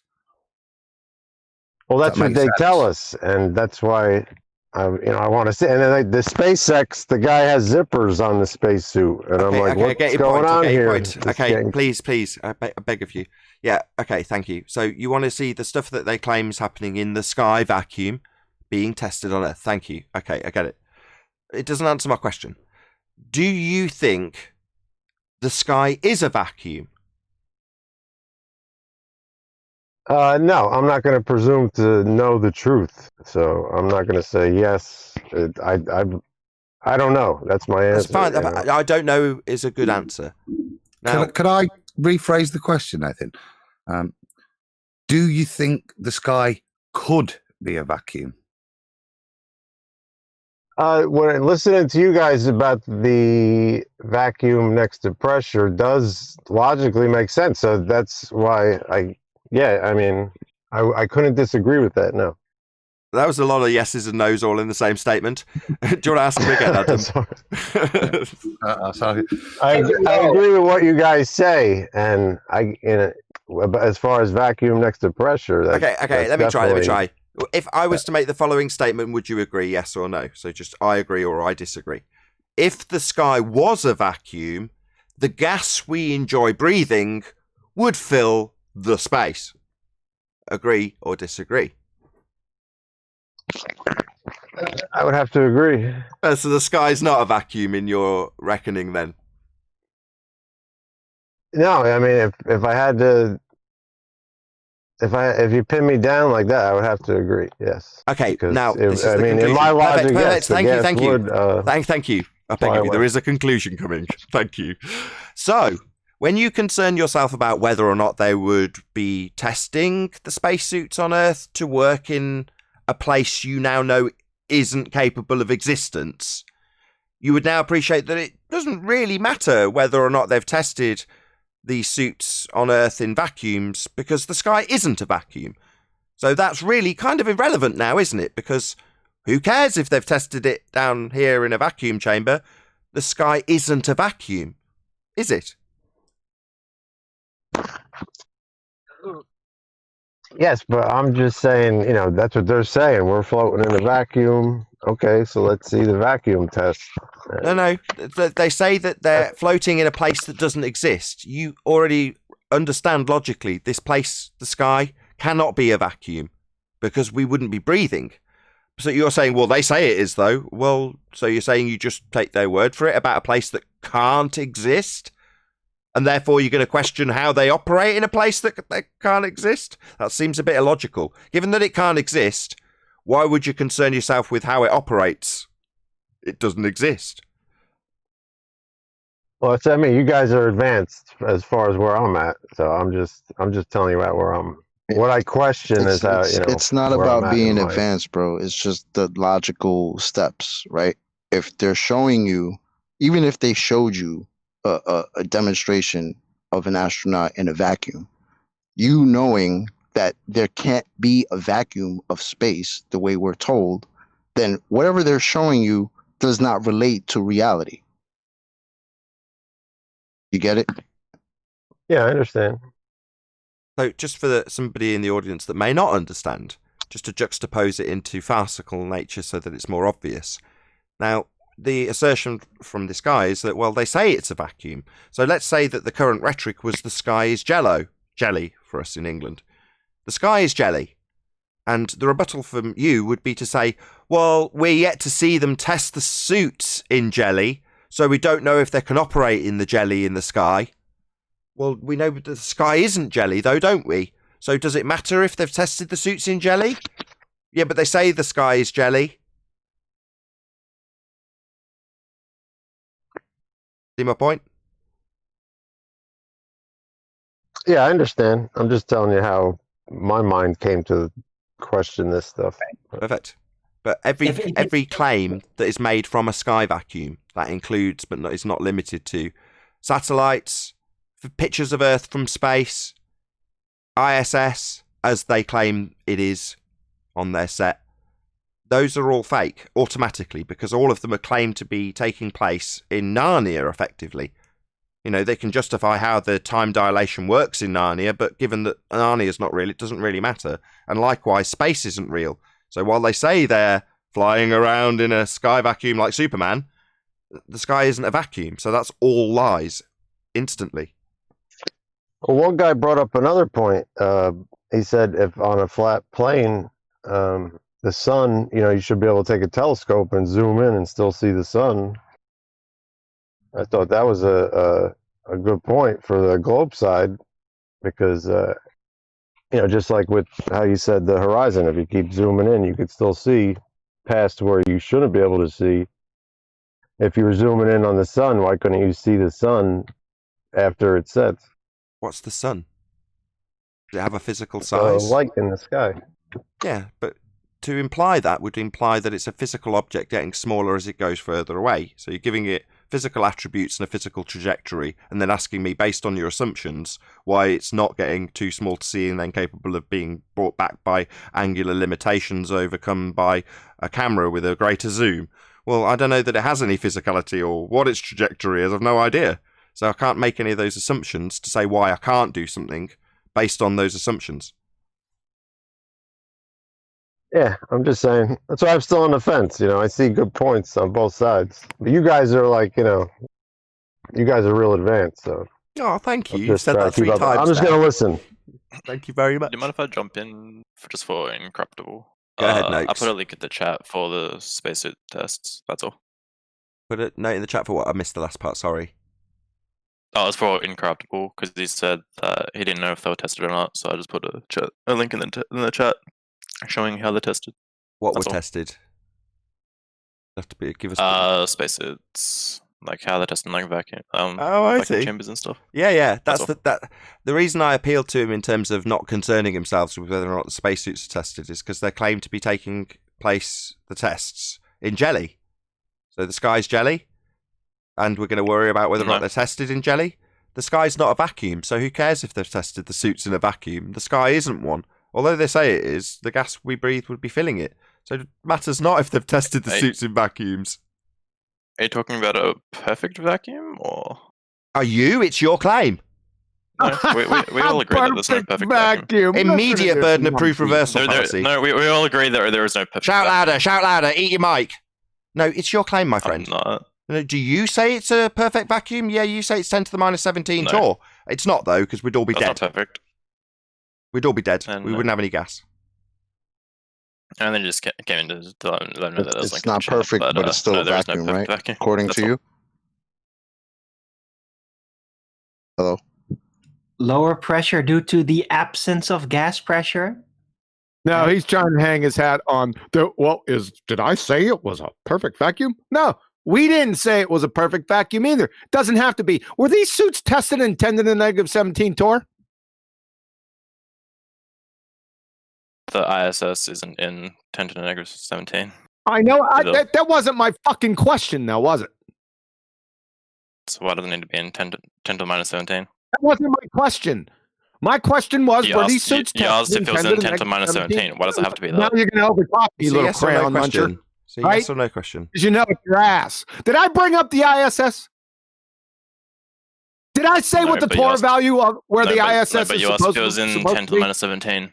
Yes, if the suit was Did I tested. say anything like that? Why would you answer with the ISS? Yes, you said was it in 10 to the minus 17? I said, here we go again. Listen, I know you're a baller. I'll try to break it down. Did they test the suits in a 10 to the negative 17 torr vacuum? Is that not exactly what I just repeated to you? Is it a yes Oh or my no God, answer? dude. Just yes or no. I don't know the exact pressure. It's a And no, no, I they don't didn't. think it was No, 10 to the no, minus you 17. can't do that on Earth. No, Mr. I don't know. They didn't. No. Okay, I don't think Did it was. Did I they said test that. these suits in the ISS? No, it was on the ground. So why would you even say that? Because he brought up 10 to the minus 17. I was asking why it needs to be that. Yeah, but It's your claim. in your narrative, is the ISS even in 10 to the negative 17 torr? No, it's about 10 to the negative 8th, somewhere in that. So again, irrelevant?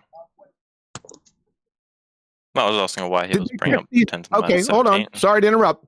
So let's hear your story. What is the proposed torr value where the ISS is? You got it right and correct.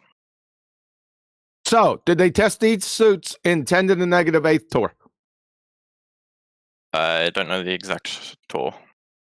Yeah, and if so, I want to know where because there isn't one on Earth. A testing site. The closest you can get, 10 to the negative 6 torr. So, no, they didn't test these suits, right? Even with your ISS claim. Thanks. Meanwhile, the sky is not a vacuum because if it was, we wouldn't have any gas to breathe. It would have all filled that volume. Exactly. In that vein. How do you have gas pressure without a container, Mr. ISS? Can't. You can't. No, we have two Mr. ISSs in here. Of course, one's the owner of the show. My bad. Sorry, Neil. Shut up. It's your fault. I'm on mute. Where's Mr. ISS at? How can you have gas pressure without a container?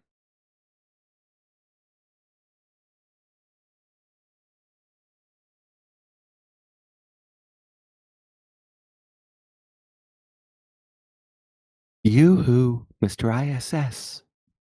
He's Googling it.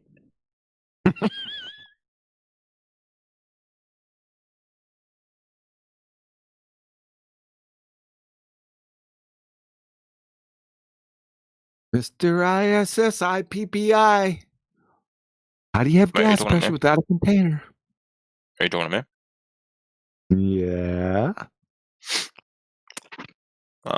Didn't you already have that conversation? Not with you. Okay, but you had it with Mom, man.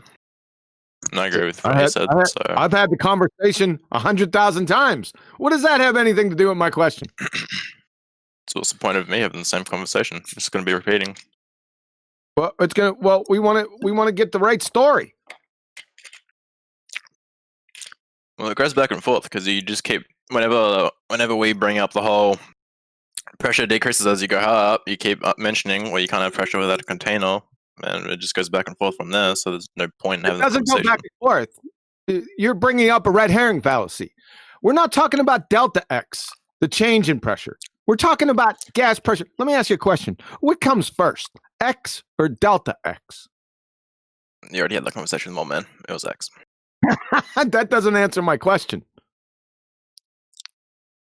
Do you just agree with the conversation that went prior? Because he said that. He said it gets to the point where we say, well, you can't have a gas pressure gradient without a container. He's already conceded that. So he knows where the conversation ends.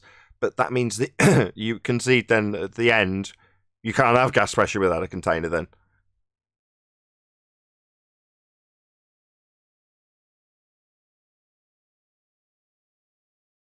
I'll agree on a smaller scale.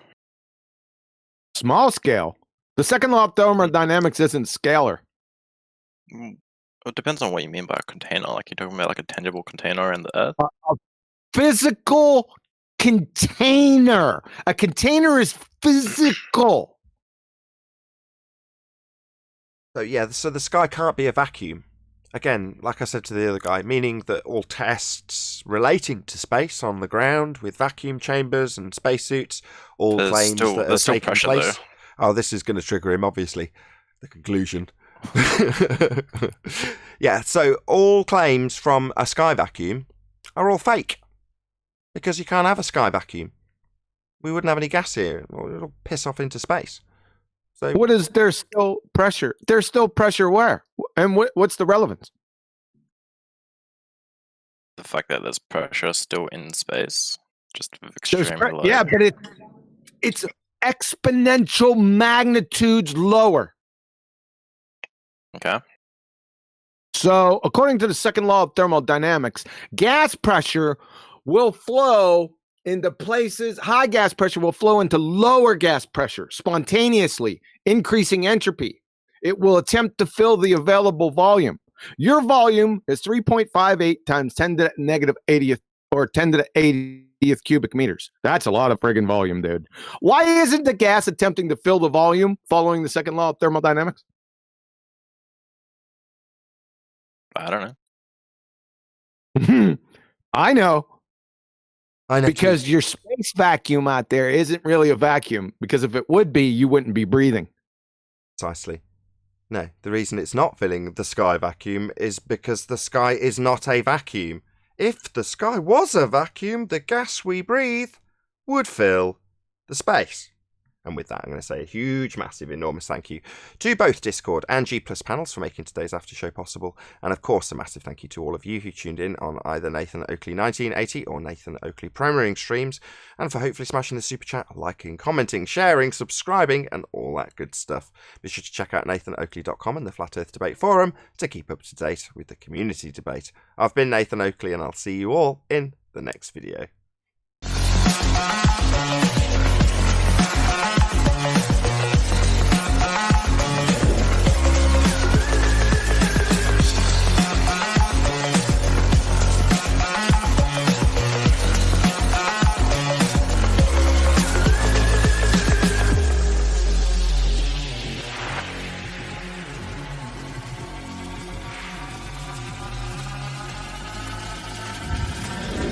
Oh, what a day! What a lovely day!